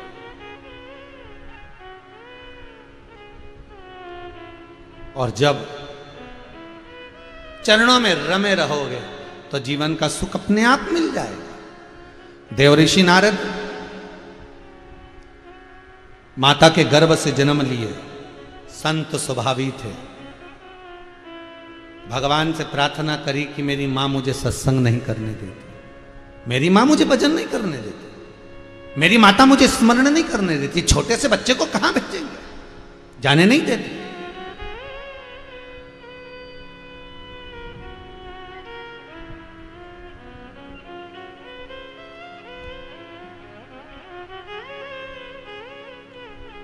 बस नारद जी ने एक दिन भगवान से प्रार्थना करी, हे प्रभु मेरी माता मेरे भजन में विघ्न डाल रही है, मुझे जाने नहीं देती, सत्संग नहीं करने देती, आप कृपा करो। एक दिन नारद जी की माता लकड़ी लेने, संविदा लेने गई थी, माता को सर्प डसा, चली गई। नारद अकेले रह गए, रोने लगे, बिलखने लगे, सेवा के क्रम में लग गए। संतों की सेवा करना, भजन करना, कीर्तन करना, स्मरण करना, लगे रहना, एक जन्म नहीं देवऋषि नारद के कई जन्म निकल गए साहब। यही तप, यही साधना, यही स्मरण, ये कोर्स है। 1 साल का कोर्स कंप्लीट हुआ, फिर मर गए, फिर आ गए, फिर कोर्स आखिर संपूर्ण कोर्स को कंप्लीट किया। करते रहे भजन, करते रहे भजन, करते रहे भजन, नहीं छोड़ना। खाना न छोड़ा, पीना न छोड़ा, हरि भजन क्यों छोड़ दिया, जाना न छोड़ा, आना न छोड़ा, फिर सत्संग जाना क्यों छोड़ दिया। सत्संग नहीं छोड़ना, हमें भजन नहीं छोड़ना। दुनिया के लोग चाहेंगे कि आप भजन छोड़ें, दुनिया के लोग आएंगे कि आप संसार से विमुख होते चले जाए, हमें नहीं छोड़ा। एक सेठ जी ने एक मकान बनाया, बड़ा सुंदर बंगला। गुरुजी से कहा, गुरुदेव जरा देखना आना, एक बार तो पांव रखो हमारे बंगले में, एक बार तो आओ, एक बार तो चरण रखो हमारे यहाँ, आइए गुरुदेव जरा देखो, आओ जरा। गुरुजी आए, उन्होंने देखा, वाह वाह वाह बहुत बढ़िया बना। और गुरुजी से कहा, गुरुदेव सारे दरवाजे बंद करवा दिए, सारी खिड़की बंद करवा दी, केवल एक दरवाजा खुला रखा है, केवल एक दरवाजा। गुरुजी ने कहा, इसको भी काय को खुला रखा, इसको और बंद कर दे। गुरुदेव, मर नहीं जाऊंगा, अगर दरवाजा बंद कर दूंगा तो ये तो कब्र बन जाएगा, और कब्र बन गया तो फिर तो मैं अंदर के अंदर मर जाऊंगा, फिर तो मकान का मतलब ही क्या हुआ।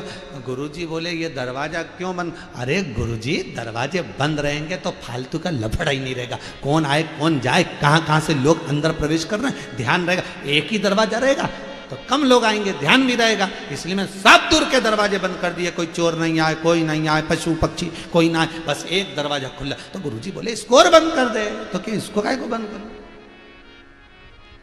गुरुजी बोले, तूने सारे दरवाजे इसलिए बंद करे हैं कि कोई आए ना, तो इसको और बंद कर दे। जब ये और बंद हो जाएगा तो कोई नहीं आएगा, इसको और बंद कर दे।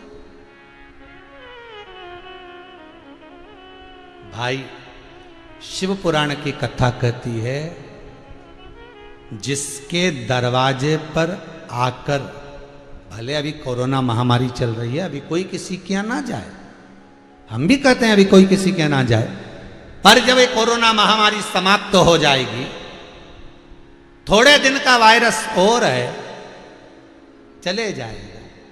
शंकर के नाम की जब गर्जना हो रही है और आप लोग टीवी का वॉल्यूम तेज कर कर जब शिव महापुराण की कथा अपने अपने घरों पर चला रहे हो, सुन रहे हो, तो ये वायु तो अपने आप शुद्ध। हमारे आज भी नियम है, मंदिर में आरती होती है, पानी रखा था वहां पर, पंचपात्र में कलश में जल रखाता है। आरती होने के बाद घंटी बजाई जाती है, आरती उतारी जाती है, भजन गाया जाता है, कीर्तन गाया जाता है। उसके बाद उस जल को लोगों पर छीटा जाता है आरती के बाद। उसका कारण क्या है? क्योंकि उस जल में जो आरती होती है, भजन होता है, कीर्तन होता है, घंटी बजती, शंख बजता, उसकी जो गर्जना है उस जल में जाती है, उससे तरंग उत्पन्न होती है, वो तरंग उस जल में जाती है और जब जीवात्मा पर फेंका जाता है तो उसको शांति का अनुभव होता है। उसी तरह शिव महापुराण की कथा भले कुबेरेश्वर धाम से चल रही हो, ऑनलाइन आ रही हो, सुमानी परिवार करा रहा हो सूरत में बैठकर, पर जितने लोगों के यहाँ ये कथा चल रही है और उसका वॉल्यूम अगर बड़ा हुआ है, लोग अगर शिव महापुराण की कथा को आस्था चैनल पर, टीवी पर, मोबाइल पर श्रवण कर रहे हैं, फेसबुक यूट्यूब पर, और उसकी गर्जना अगर चारों तरफ हो रही है तो उससे वायुमंडल भी तो शुद्ध हो रहा है,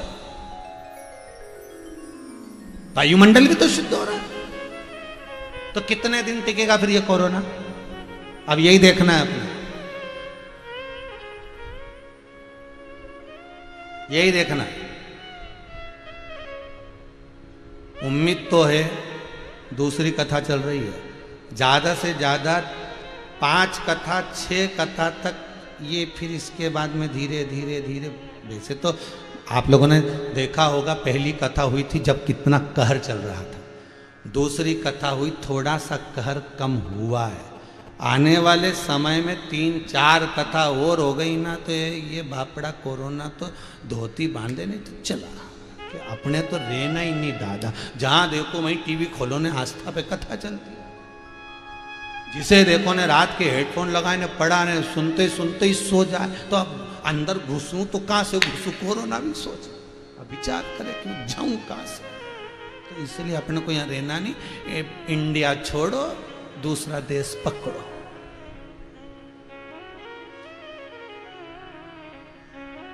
और आपसे भी निवेदन है, छोड़ना नहीं शिव महापुराण की कथा का भाग, कथा रसतत्व को चलाओ कब तक, और ऐसे चलाओ जैसे आपके घर में कथा हो रही, जैसे आपके घर में कथा हो रही, आपके घर में कथा का स्मरण हो रहा है, ऐसे चलाओ कथा, चलाओ ऐसे चलाओ कि जैसे आपके घर में हो रही है, चारों तरफ उसकी गर्जना हो जाए, मोहल्ले में, कॉलोनी में, सोसाइटी में, हर जगह आवाज आती रहे, ये प्रदूषण, ये जो वायरस है ये समाप्त हो। कितनी गर्जना थी, प्रहलाद मुख से नारायण का नाम लेते थे और पूरी पृथ्वी का संचार इतना सुंदर होता था कि वायुमंडल में जितने असुर जीव थे वो भाग जाते थे। ध्रुव जब भगवान के नाम का मात्र उच्चारण करते थे, ओम नमो भगवते वासुदेवाय का पृथ्वी पर उच्चारण करते थे, तो देवलोक हिल जाता था केवल उच्चारण से। जंगल में जहां बैठकर ध्रुव जी महाराज भजन करते थे, वृक्ष की पत्तियां आनंद करती थी, इस शब्द में वो गर्जना हो,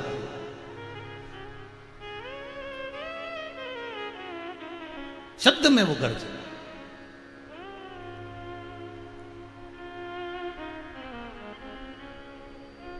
एक स्थिरता है।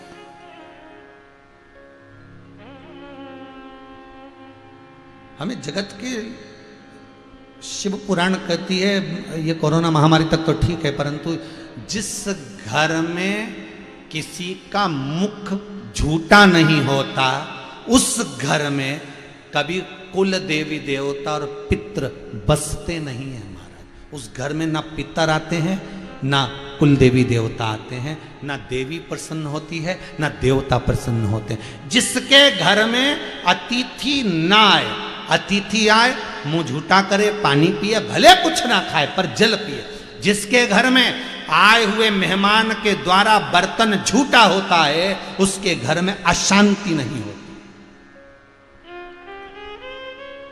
उसके घर में लक्ष्मी नहीं रुकती, लक्ष्मी का प्रभाव बढ़ता चले जाता। बस पात्र किसी के आने पर झूठा होना चाहिए।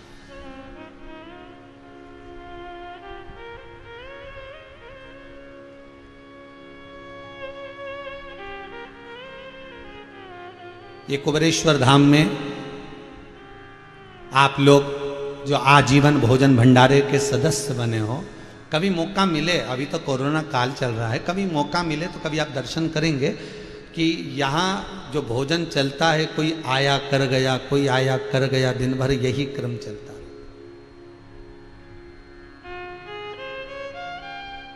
और आपके द्वारा पात्र अगर यहाँ झूठा भी होता है, अन्न का एक अगर कण भी स्मरण होता है, तो उसका सुख ही दूसरा है, उसका सुख ही दूसरा है, उसका आनंद ही दूसरा है। बस देव ऋषि नारद ने सोच लिया कि अब फिर जन्म, फिर मरण, फिर जन्म, फिर मरण। कई जन्म हो गए देव ऋषि नारद के, और आखिरी में जब देव ऋषि नारद ने जन्म पूर्ण ले लिए, तप में लिए, और डिग्रियां, अब आखिरी में जब पूरा कोर्स हो गया तब डिग्री मिल गई कि तुम डॉक्टर बन गए। अब देव ऋषि नारद बन गए। अब भजन में, अब तो उनकी मर्जी पड़े तो शंकर जी क्या, उनकी मर्जी पड़े तो भगवान विष्णु क्या, उनकी मर्जी पड़े तो इंद्र क्या। नारद जी अब भ्रमण कर रहे हैं। जब एक बार तुम्हारे हाथ में बस डिग्री आ गई, उसके बाद तुम्हारा मन पड़े तुम वहां अपना हॉस्पिटल खोलो, वहां अपनी क्लिनिक खोलो, वहां रहो। क्यों, ऐसे ही है ना भाई। एक बार सीए की डिग्री तुम्हारे पास में आ गई, इसके बाद तुम जहां चाहो वहां रहकर अपनी आराम से अपना करते रहो काम। एक बार अगर इंजीनियर की डिग्री तुम्हारे पास में, ये सील ठप्पा होना जरूरी है। उसी तरह एक जन्म नहीं, बार बार ना जाने कितने जन्म देव ऋषि नारद ने लिया, और आखिरी में डिग्री हाथ में आ गई और नारद देव ऋषि नारद बन गए। अब नहीं रुकते, अब तो सर्वस्व जाते। उसी तरह हमारी चित्तवृत्ति, हमारा मन, हमारी एकाग्रता, हम सत्संग में जाते रहें, भजन करते रहें, कथा सुनते रहें। कई लोग कहते हैं एक बार शिव पुराण सुन ली, दूसरी बार सुन ली, बार बार क्यों सुने? जैसे उदर की तृप्ति के लिए भोजन जरूरी है, उसी तरह आत्मा की तृप्ति के लिए शंकर की कथा जरूरी है। आत्मा की तृप्ति के लिए शिव महापुराण की कथा। सोमानी जी कल कह रहे थे, गुरुदेव महीने में एक कथा कुबेरेश्वर धाम में होना चाहिए, बड़े रूप में होना चाहिए। हमने कहा दादा अभी तो कोरोना काल चल रहा है, पर आगे बाबा कृपा करेगा तो जरूर। तो कहते हैं प्रयास करना पहली कथा हमारी ही ओर से हो जाए। ये तो बाबा की मर्जी, मन में आप क्या आया और कराने वाला बाबा, वो आपको खूब दे और आप ऐसे कराते रहो। वो आपको देने में कमी ना रखे और आप ऐसा सत्कर्म करते रहो, मना क्या। चित्तवृत्ति में अगर भाव, तो ये जो डिग्री मिलती है ना, ये डिग्री मिलने के बाद आप बस ये तो एक एडमिशन है, एडमिशन।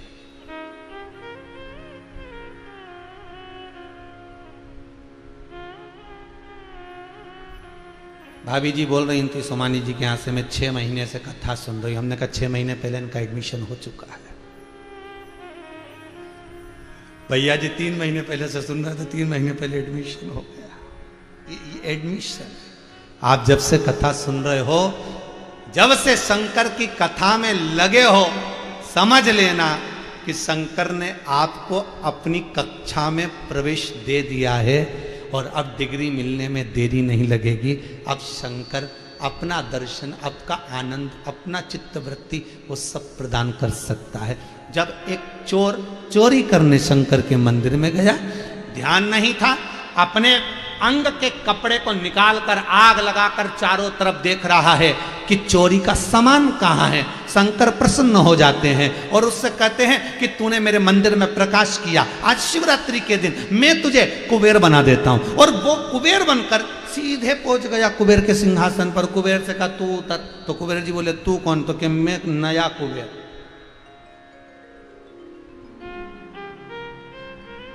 तुम तो मैं, तो कि तुम भूतपूर्व उतरो, तुम पुराने हो। तो कि मैं तो नया कि नया, अभी तो बना था। तो नहीं, अब तो भूतपूर्व हो गए, कभी भी उतर सकते हो, शंकर जी की मर्जी, उतरो, नीचे उतरो। अब वो उतरा, सीधे गया भगवान विष्णु के पास। प्रभु, भगवान विष्णु ने पूछा क्या हुआ बताओ। एक चोर आया और वो कुर्सी पे बैठ गया कुबेर बनकर। अच्छा, और तुम्हें नीचे उतार दिया? हाँ। तो ये करा किसने? तो क्या शंकर जी ने। कुबेर बोला तुम चलो शंकर जी से बोलो। भगवान विष्णु बोले उनके मामले में हम बिल्कुल नहीं बोलते। हम काहे को बोले? किसी किसी का मामला ऐसा होता है जिसके मामले में नहीं बोल जाता। एक बहुत सारे लोग गाड़ी लगा के खड़े थे और गाड़ी लगा के खड़े होके ऐसी तीरंदाजी दिखाएं, हमारे सर ऐसे पूरे शहर में इनकी धाक है साहब, अगर ये कह देनी तो परिंदा पर नहीं मार सकता, ये कह दे तो सारी गाड़ियां रुक जाए, ये बोल दे तो अच्छे अच्छे की दम निकल जाए। सब इतनी गप्पे मार रहे, इतने में आगे उनकी पत्नी है, सरी चुप, सरी चुप। फिर जितने बोल रहे थे सब चुप। मैडम जय श्री कृष्ण, मैडम नमः शिवाय, अभी तक सर का चल रहा था। अब मैडम बोल रही गाड़ी में बैठिए, जल्दी चलिए, बेसन खरीदना है। सर गाड़ी चलाए, मैडम को लेके चले गए। उन्होंने फिर हमने ही पूछा, सर मैडम के गुरुजी राधे राधे। हमने कहा चलो। इतनी मत हाँको कि वो मैडम आ जाए, इतनी मत हाँको कि वो आ जाए, हद ना हो जाए।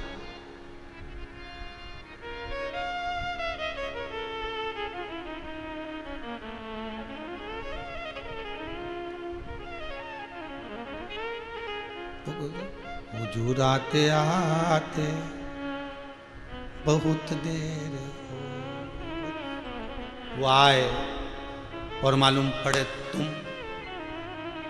वो उसी में गाल नहीं हो गया। एक बुढ़िया रोज कहती थी भगवान मैं परेशान हो गई, मुझे उठा लो भगवान, मुझे उठा लो।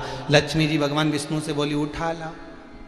भगवान बोले ऐसे कैसे उठा लाओ, पूरे दिन तो होने दे, तुम बेचारी रोज बोलती परेशान हो गई, उठा लाओ। भगवान बोले अब कल बोलेगी तो उठा लाऊंगा। और उसने सुबह से उठी, फिर चली लकड़ी लेने, लकड़ी का गट्ठा बांधा, फिर बोली भगवान उठा लो, मैं तो बड़ी परेशान। भगवान बोले चल मैं उठाने आ गया। इतने में बुढ़िया बोली मैं थोड़ी ना बोल रही थी, मैं तो कह रही लकड़ी का गट्ठा उठा लो, मैं मेरी थोड़ी ना बोल रही थी, मैं तो गट्ठे की।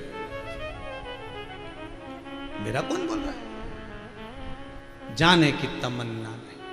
आज भी देवऋषि नारद, अब देवऋषि नारद बन गए और इतनी तप साधना में लग गए कि एक दिन देवऋषि नारद के मन में अहंकार समा गया।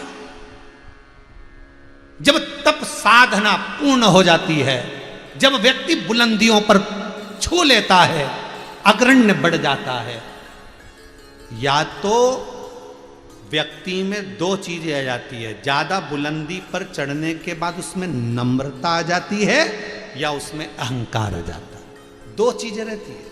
एक व्यक्ति में जब बहुत उन्नति की सीढ़ी पर चढ़ जाता है, बहुत बुलंदी पर बढ़ जाता है, तो उसमें नम्रता आ जाती है। और कई ऐसे होते हैं जिनके पास कुछ नहीं रहता, अध जल गगरी झलकत जा। किसी किसी के पास में थोड़ा सा होता, रुतने में भी इतना रुतबा दिखाते, इतना अहंकार, रुतबा। कुछ में नम्रता होती है, कुछ में साधुता होती है, कुछ में सहजता होती है।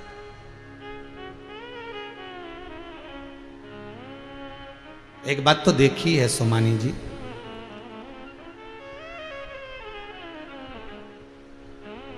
आप भी सूरत में बैठकर कथा करवा रहे हो, आपकी भी कपड़ों की फैक्ट्री, बाबा की कृपा है। इससे पहले बंसल जी कराए, उनका भी काम भगवान की कृपा से खूब बाबा की कृपा रही। पहले उसके पहले जो कथाएं करवाए हैं, किसी की हीरे की काम है, किसी का स्वर्ण का अधिक काम है, किसी का प्रॉप, ऐसे कई। एक कराने आए थे तो उनका बहुत अपार, ये जो लाइट का डीपी होन बनती हैं उसकी फैक्ट्रियां थी, अपार। पर हमने देखा नम्रता, जितने भी मिले, भले उनसे मिलना हुआ ना हुआ, पर नम्रता, भले धन आया पर इनके भीतर नम्रता परमात्मा ने दी है। और भगवान से यही प्रार्थना है, धन के साथ नम्रता, अहंकार नहीं।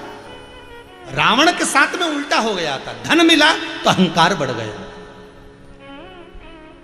और आज सोमानी परिवार से भी अगर जुड़ना हुआ तो ये चीज देखने को मिली कि नम्रता किसको कहते, प्रेम किसको कहते, वो देखने को मिलता। नम्र,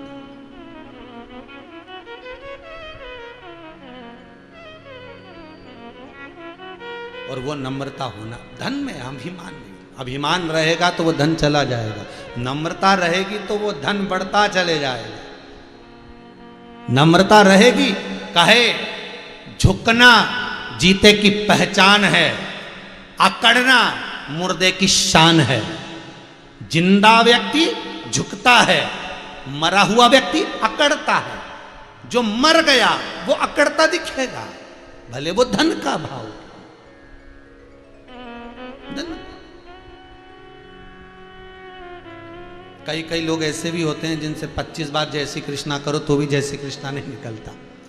जय भोले की बोलो तो भोले ही नहीं निकलता। जिनसे जय राम जी की कहो तो राम राम नहीं निकलता। और कोई 2-3 बार खड़े होके गाड़ी अपन चला रहे हो, स्कूटी कुछ भी चला रहे हो, राम राम, और गाड़ी भुर भुर करो राम राम राम राम, तो उनको इतना बुरा लगे, बताओ हमसे राम राम कर रहे। राम कहने में भी लोगों को बुरा लगे।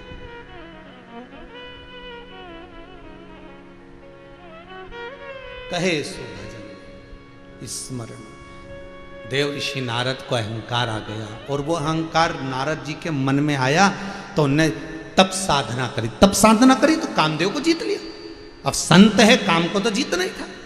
शिव महापुराण की कथा कहती है देव ऋषि नारद ने कामदेव को जीता, और कामदेव को जीतते ही देव ऋषि नारद काम को जीतते ही सीधे सबसे पहले अगर कहीं गए तो शंकर जी के पास में गए, और भोलेनाथ जी के पास जाकर बोले वह भोलेनाथ शंभो शंभो शंभो। शंकर भगवान बोले देव ऋषि नारद, जो नारायण नारायण करते थे आते हुए, आज शंभु शंभु शंभु कर रहा। क्या बात है, क्या हो गया, हुआ क्या है ये बताओ। देव ऋषि नारद बोले आपको मालूम नहीं है। शंकर जी बोले जब से तुम तप कर रहे थे तब से हम साधना कर रहे थे, हमको नहीं। कभी भी ऐसी जगह पांव मत उलझाना कि बाद में निकालने में आपत्ति आता। बहुत ध्यान देना।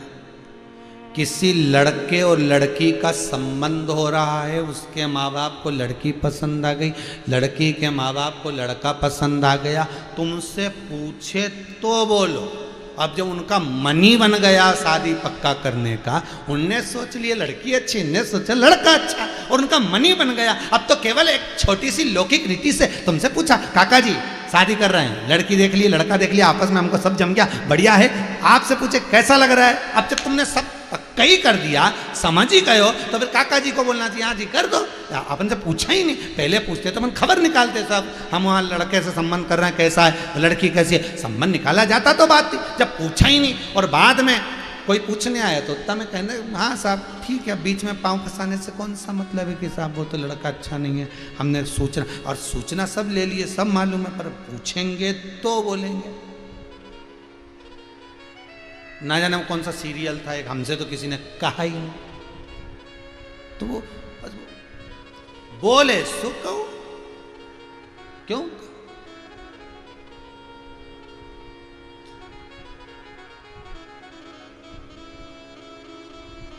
कभी कभी हो जाता है चित्तवृत्ति में, मन में।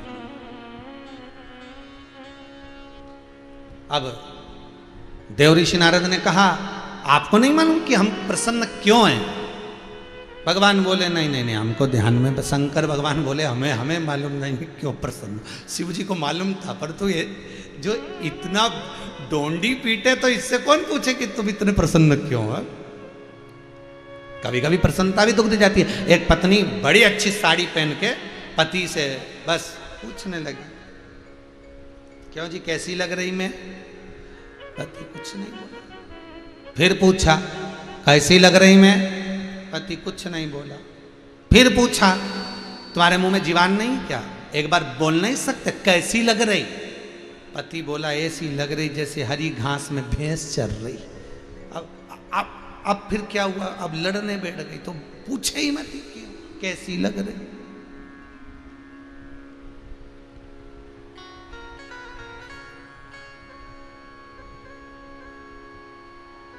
चलना क्या उसमें।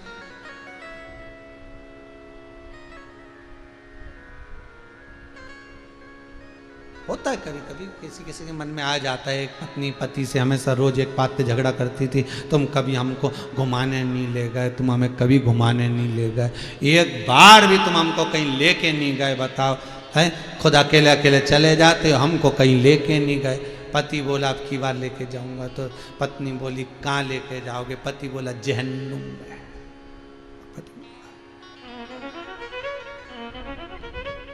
पत्नी बोली तुम ही जाओ, हम जाके क्या करें, तुम ही जाओ। अब देवऋषि नारद, अहंकार इतना समा गया था। जब व्यक्ति के भीतर अहंकार आता है, अभिमान आता है, किसी को नहीं गिनता। अहंकार में 3 गए, धन वैभव और वंश, ना मानो तो देख लो रावण कौरव और कंस। ये अहंकार में चले गए, ये अभिमत्ता में चले गए। व्यक्ति का अहंकार अपार जब हो जाता है, किसी को नहीं गिनता। रोज सुबह उठो, भगवान को प्रार्थना करना, अहंकार मत देना। धन बढ़ाएगा, अहंकार आएगा। धन बढ़ाए तो नम्रता देना, अहंकार मत देना। अहंकार कहीं आ भी जाए तो थोड़ा तोड़ दे, प्रार्थना करना भगवान से, अहंकार मत देना।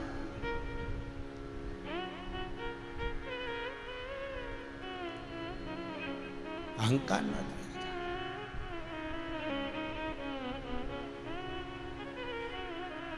राम नाम लिखे पत्थर फेंके जा रहे थे समुद्र में। नल नील राम लिखते जा रहे थे, फिगवाते जा रहे थे। आपस में बंदरों में, बानरों में चर्चा हो गई, अगर नल नील नहीं होते तो बड़ा मुश्किल था राम जी का पार होना। एक बोला वो तो हम में दम है, इसलिए इतने बड़े बड़े पत्थर उठा के ला रहे हैं, तो जल्दी से बन गया सेतु। नहीं तो कोई सेतु इतनी जल्दी बनता? राम जी समझ गए। राम जी ने हनुमान जी से कहा वो गिलहरी को पकड़ कर लेकर आ। वो गिलहरी लेकर आ जरा। राम जी के हाथ में गिलहरी आई। राम जी ने पूछा गिलहरी से, ये बताओ इतने सारे बंदर जा रहे आ रहे हैं, तुम्हें भय नहीं लग रहा? तुम क्या कर रही हो? क्या कर रही हो तुम ये? गिलहरी कहती है मेरे राम जाएंगे, पत्थर ऊबड़ खाबड़ हैं, चुभ जाएंगे, तन को गीला कर कर, बालू रेत को चिपका कर इन पत्थरों पर झड़ा रही हूं। राम चले तो ये कोमलता लगे। जितने बानर थे उन्होंने सुना, सुनते से बंदरों के भीतर का अहंकार चले गया कि हमको लग रहा था कि हम बड़ी बड़ी शिला लाकर कार्य को शीघ्र कर रहे हैं, हमारे बराबर बल नहीं, इसमें कितना बल होगा, पर बालू तो झड़ा रही, बालू तो गिरा रही। भगवान से कहना, शायद इसलिए शिव महापुराण की कथा कहती है कि शंकर जी के मंदिर में जाने से अहंकार भी जाता है, अहंकार समाप्त होता है। केवल एक मंदिर शंकर का ऐसा है, शिव मंदिर में आप जाओगे आपका अहंकार चले जाएगा। कितने भी अच्छे वस्त्र पहने हो, पानी में गिरे होंगे, थोड़ा बहुत उसमें कीचड़ भी लगेगा, पानी भी लगेगा, तो मन का अहंकार, वस्त्र का अहंकार चले जाएगा। भगवान का दर्शन करोगे, भीतर का अभिमान समाप्त होगा। पर देवऋषि नारद के भीतर तो अहंकार बड़ा हुआ था, और अहंकार बड़ा हुआ देवऋषि नारद भगवान के सम्मुख में जाकर कहते हैं आपको नहीं मालूम कि मैं क्यों प्रसन्न हूं, मेरी प्रसन्नता का कारण क्या है? भगवान बोले आपकी प्रसन्नता का क्या कारण है मैं नहीं जानता। शिव जी कहते हैं कि मैं नहीं जानता, मुझे नहीं मालूम।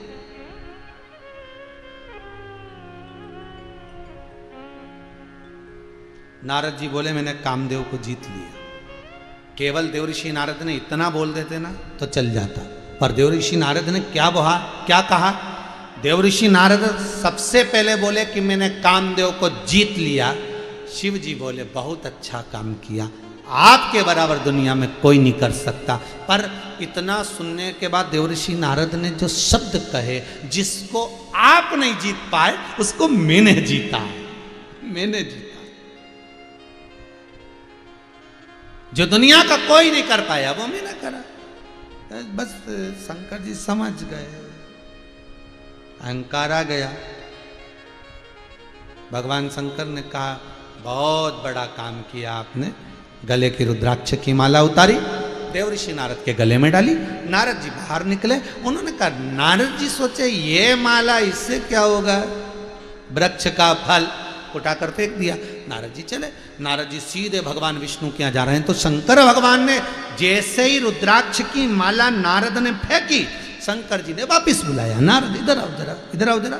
नारद जी बोले, बोलो प्रभु कहाँ जा रहे हो? भगवान विष्णु के यहाँ। पर तुमने जो मुझसे कहा ना वो भगवान विष्णु से मत कहना, इतना तो कहकर भेज दिया। पर नारद जी वहाँ जाते से ही सबसे पहले एक ही बात कहे, प्रभु मेरे को आपसे कुछ कहना है।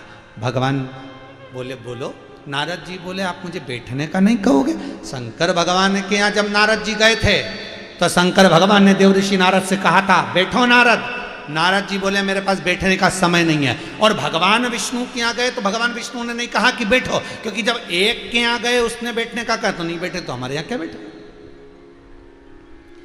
दिवाली वाले दिन या दीपावली के दूसरे दिन आप किसी के यहाँ मिलने जाओगे तो वो नाश्ते का जरूर पूछेगा, क्योंकि उसके यहाँ बना है। और अलग से कोई दिन तुम किसी के यहाँ जाओगे तो कोई तुमसे नाश्ते का नहीं पूछे, चाय की जरूर पूछेगा, चाय बनवा दे। अरे बोलो तो रे, आस्था चैनल पर जितने कथा सुन रहे हो, फेसबुक यूट्यूब पर सुन रहे हो, सही है कि गलत है? दिवाली के दिन, दिवाली के दूसरे दिन, दिवाली के 4 दिन के अंदर अंदर किसी के यहाँ भी जाओगे तो पपड़िया, गुजिया, मिक्सचर, बर्फी सब आ जाएगी। पूछो ना पूछो, सब नाश्ता बस उन्होंने तो लगा के रख रखा है, ढक्कन से ढाक ढाक के। जो भी आता है उसके सामने ट्रे धर देते हैं, खाओ, तुम जाओ, फिर वापिस रख देंगे, फिर दूसरे को दे देंगे।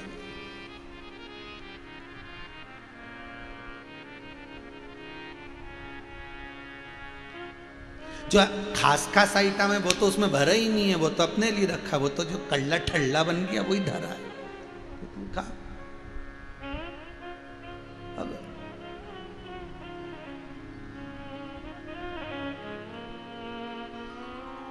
बाकी किस समय कोई नहीं पूछा। तो देवऋषि नारद जब एक जगह से आ रहे हो और बैठने का कहा गया नहीं बैठे, तो दूसरी जगह कौन पूछेगा? तुम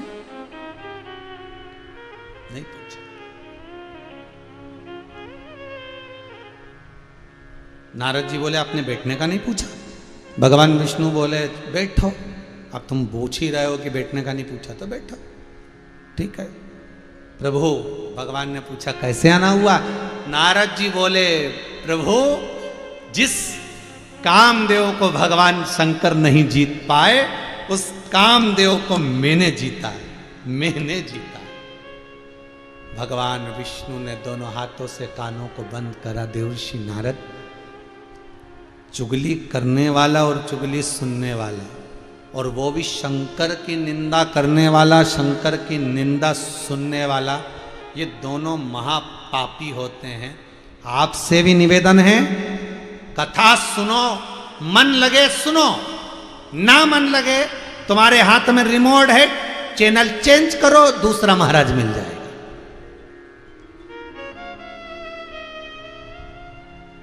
अच्छी लगे सुनो। शिव महापुराण में तुम्हारा मन लगे तो सुनो, नहीं तो हाथ में रिमोट रखा है, तुम्हारे पलंग पे ही पड़ा है, तुम्हारे सोफे पे ही रखा है, तुम्हारे बाजू में ही रखा है, तुम्हारे पास में सिर के पास रखा है, तुरंत चेंज कर दो, दूसरा महाराज मिल जाएगा, दूसरा चैनल चालू हो जाएगा। पर निवेदन इतना है, कभी शंकर की निंदा मत करो, ना निंदा सुनना और ना करना। अगर कोई तुमसे कहे कि शिव महापुराण की कोई निंदा कर रहा है, सुनना ही मत, ही दोनों हाथों को दबा लीजिए कानों को, मेरे को नहीं सुनना। बन सके तो जवाब दो, ना दे सकते तो कानों को बंद करिए और चल दीजिए, हमें जवाब नहीं देना। हम शिव की निंदा नहीं सुन सकते, हम शंकर की निंदा नहीं सुन सकते।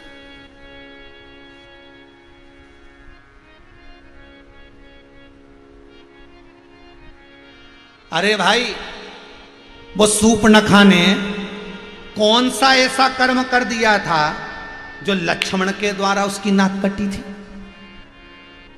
जरा कथा निकालिए। जो राम जी के सामने जाकर कहती है, तुम सम पुरुष न मौसम नारी। क्या संजोग लिखा भगवान ने, तुम्हारे जैसा पुरुष नहीं होगा, मेरे जैसी नारी नहीं होगी। राम जी बोले बिल्कुल सही कह रही, तेरे जैसी कोई दूसरी होगी भी नहीं और मेरे जैसा कोई दूसरा होगा भी नहीं। बिल्कुल, ये तो गलत कहा ही नहीं उसने, बिल्कुल सत्य कहा।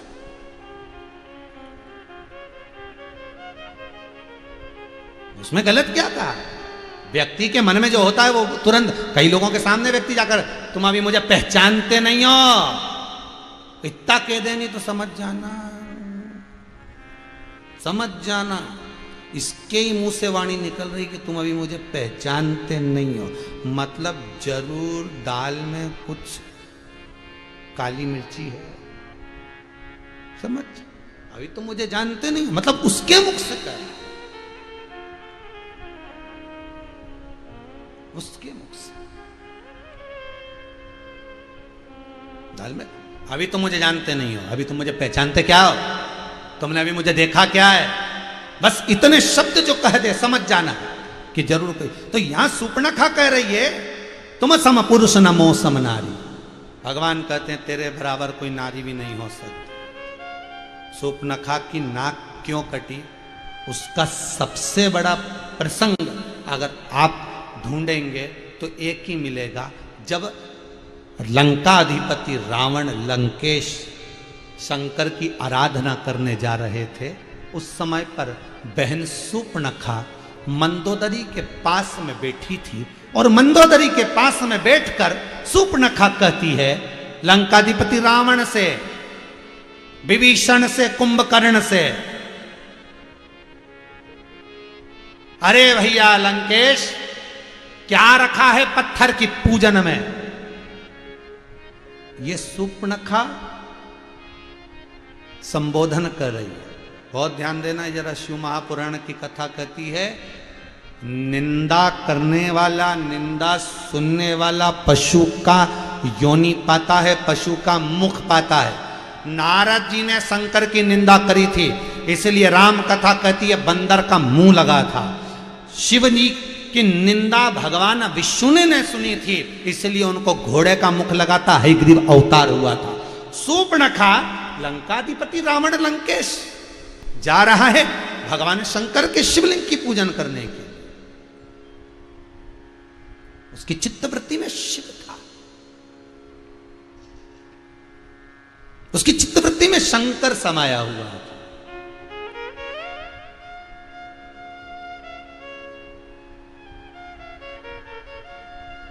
और वो हमेशा शिव का उपासक, उसकी चित्तवृत्ति में वो रमा हुआ है, जुड़ा हुआ है और जा रहा है। और सूर्पणखा मंदोदरी से कह रही है, क्या रखा है इस पत्थर की पूजन करने पर, क्या रखा है इस पत्थर की पूजन का फल। ऐसे दुनिया में कई लोग हैं, कई लोगों ने तो टीवी तक में डायलॉग मारकर कह दिया, पत्थर पर दूध क्यों ढोलते हो, किसी गरीब को पिला दो, तो गरीब को भी पिलाओ, चढ़ाओ, मना नहीं है। और आज हिंदू धर्म का मानव कोई भी हो, संसार का एक एक मनुष्य कोई भी हो, वो सत्कर्म करने में पीछे नहीं होता। यह कोरोना महामारी में आप देखो, उठाकर देखना, पूरी कोरोना महामारी के अंतर्गत अखबार उठाइए, मीडिया उठाइए, आपको पुण्य करने वालों के लेख मिलेंगे। कोई ऑक्सीजन का कुछ दे रहा है, कोई औषधि दे रहा है, कोई पेट भरकर भोजन दे रहा है, कोई दवाई दे रहा है, कोई बेड दे रहा है, कोई कुछ कर रहा है। सत्कर्म में लोग पीछे नहीं हटते, कर रहे हैं, सत्कर्म में लगे हैं, पीछे नहीं हटते। सूर्पणखा, परंतु रावण के भीतर शिव था। वो तूने ऐसा डमरू बजाया, तूने ऐसा डमरू बजाया, मेरा मन हर लिया, ओ भोलेनाथ मेरा मन हर लिया, ओ भोलेनाथ। दिल तुझको दिया ओ भोलेनाथ, दिल तुझको दिया ओ भोलेनाथ। मेरे ओ भोलेनाथ, ओ भोलेनाथ, मेरे ओ भोलेनाथ, ओ भोलेनाथ। मेरे ओ भोलेनाथ, ओ भोलेनाथ, मेरे ओ भोलेनाथ, ओ भोलेनाथ। दिल तुझको दिया ओ भोलेनाथ, दिल तुझको दिया ओ भोलेनाथ। दिल तुझको दिया ओ भोलेनाथ, दिल तुझको दिया सब गाइए। ओ भोलेनाथ।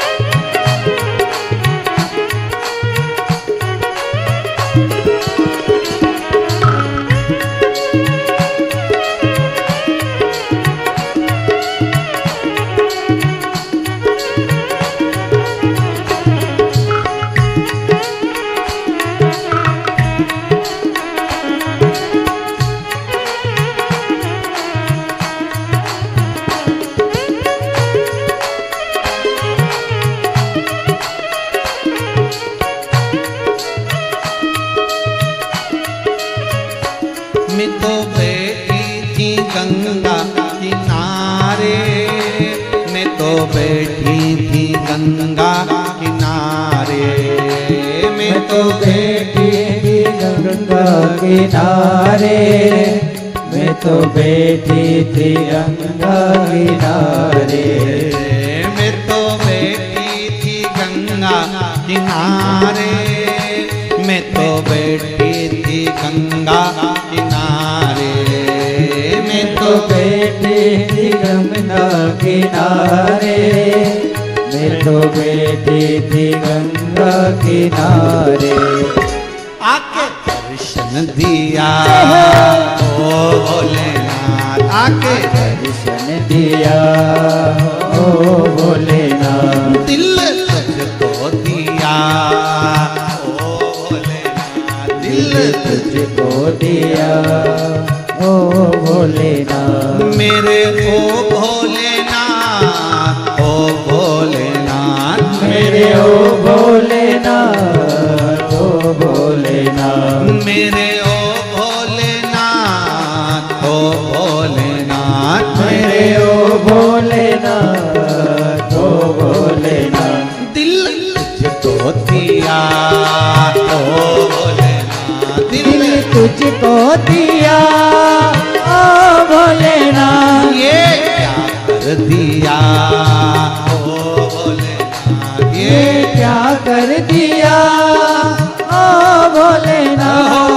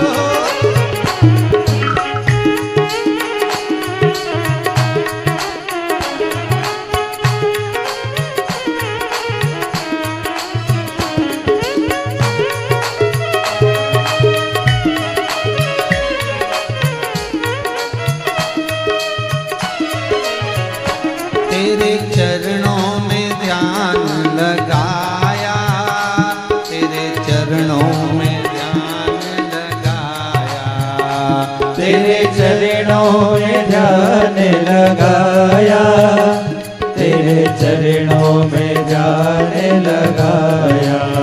हाँ तेरे चरणों में ध्यान लगाया, तेरे चरणों में ध्यान लगाया, तेरे चरणों में ध्यान लगाया, तेरे चरणों में ध्यान लगाया।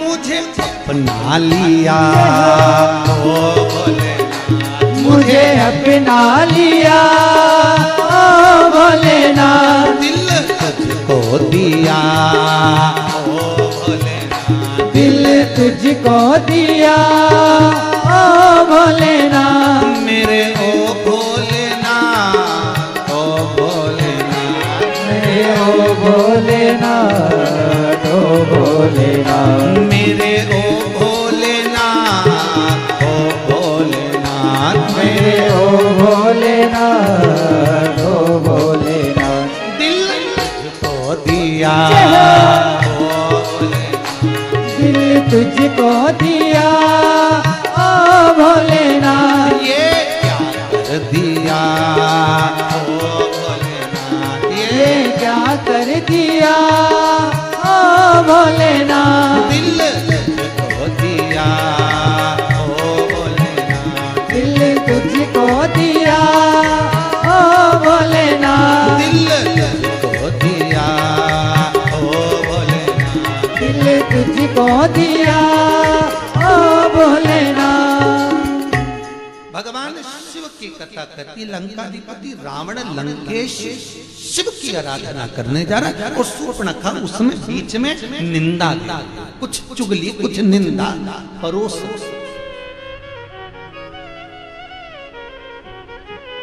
शूर्पणखा की नाक क्यों कटी, प्रसंग वो है।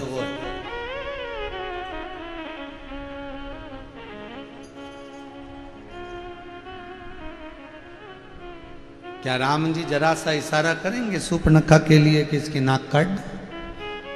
अगर लक्ष्मण को मेरे राम आदेश दे रहे हैं कि इसकी नाक काट दो तो कोई राम ऐसे ही नहीं कह देंगे हर किसी को नाक कटवा दे। राम जी को भी मालूम है कि नाक कटेगी तो कुरूप हो जाएगी, रूपवान नहीं रहेगी।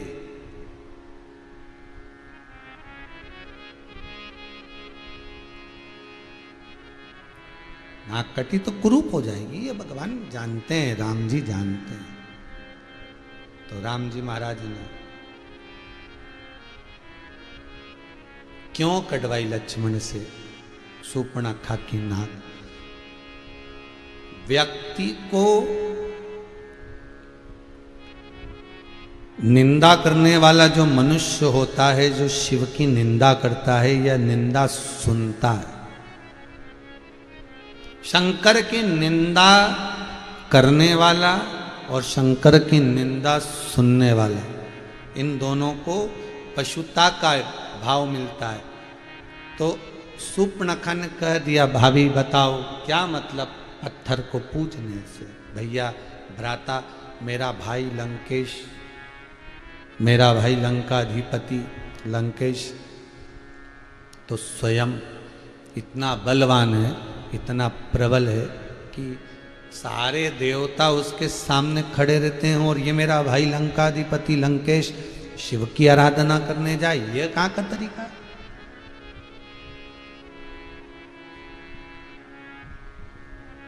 कल कथा में कहा था, आप कथा संभालो, आप मंदिर संभालो, आप भगवान की पूजा संभालो, भगवान तुम्हारा घर संभालेगा। कल की कथा में कहा था, आप तो केवल भगवान को संभाल लो, भगवान पूरा घर संभाल। अब सौंप दिया इस जीवन का सब भार तुम्हारे हाथों, हे हार तुम्हारे हाथों में और जीत तुम्हारे हाथों। अब ये मन उसका वो संभाल।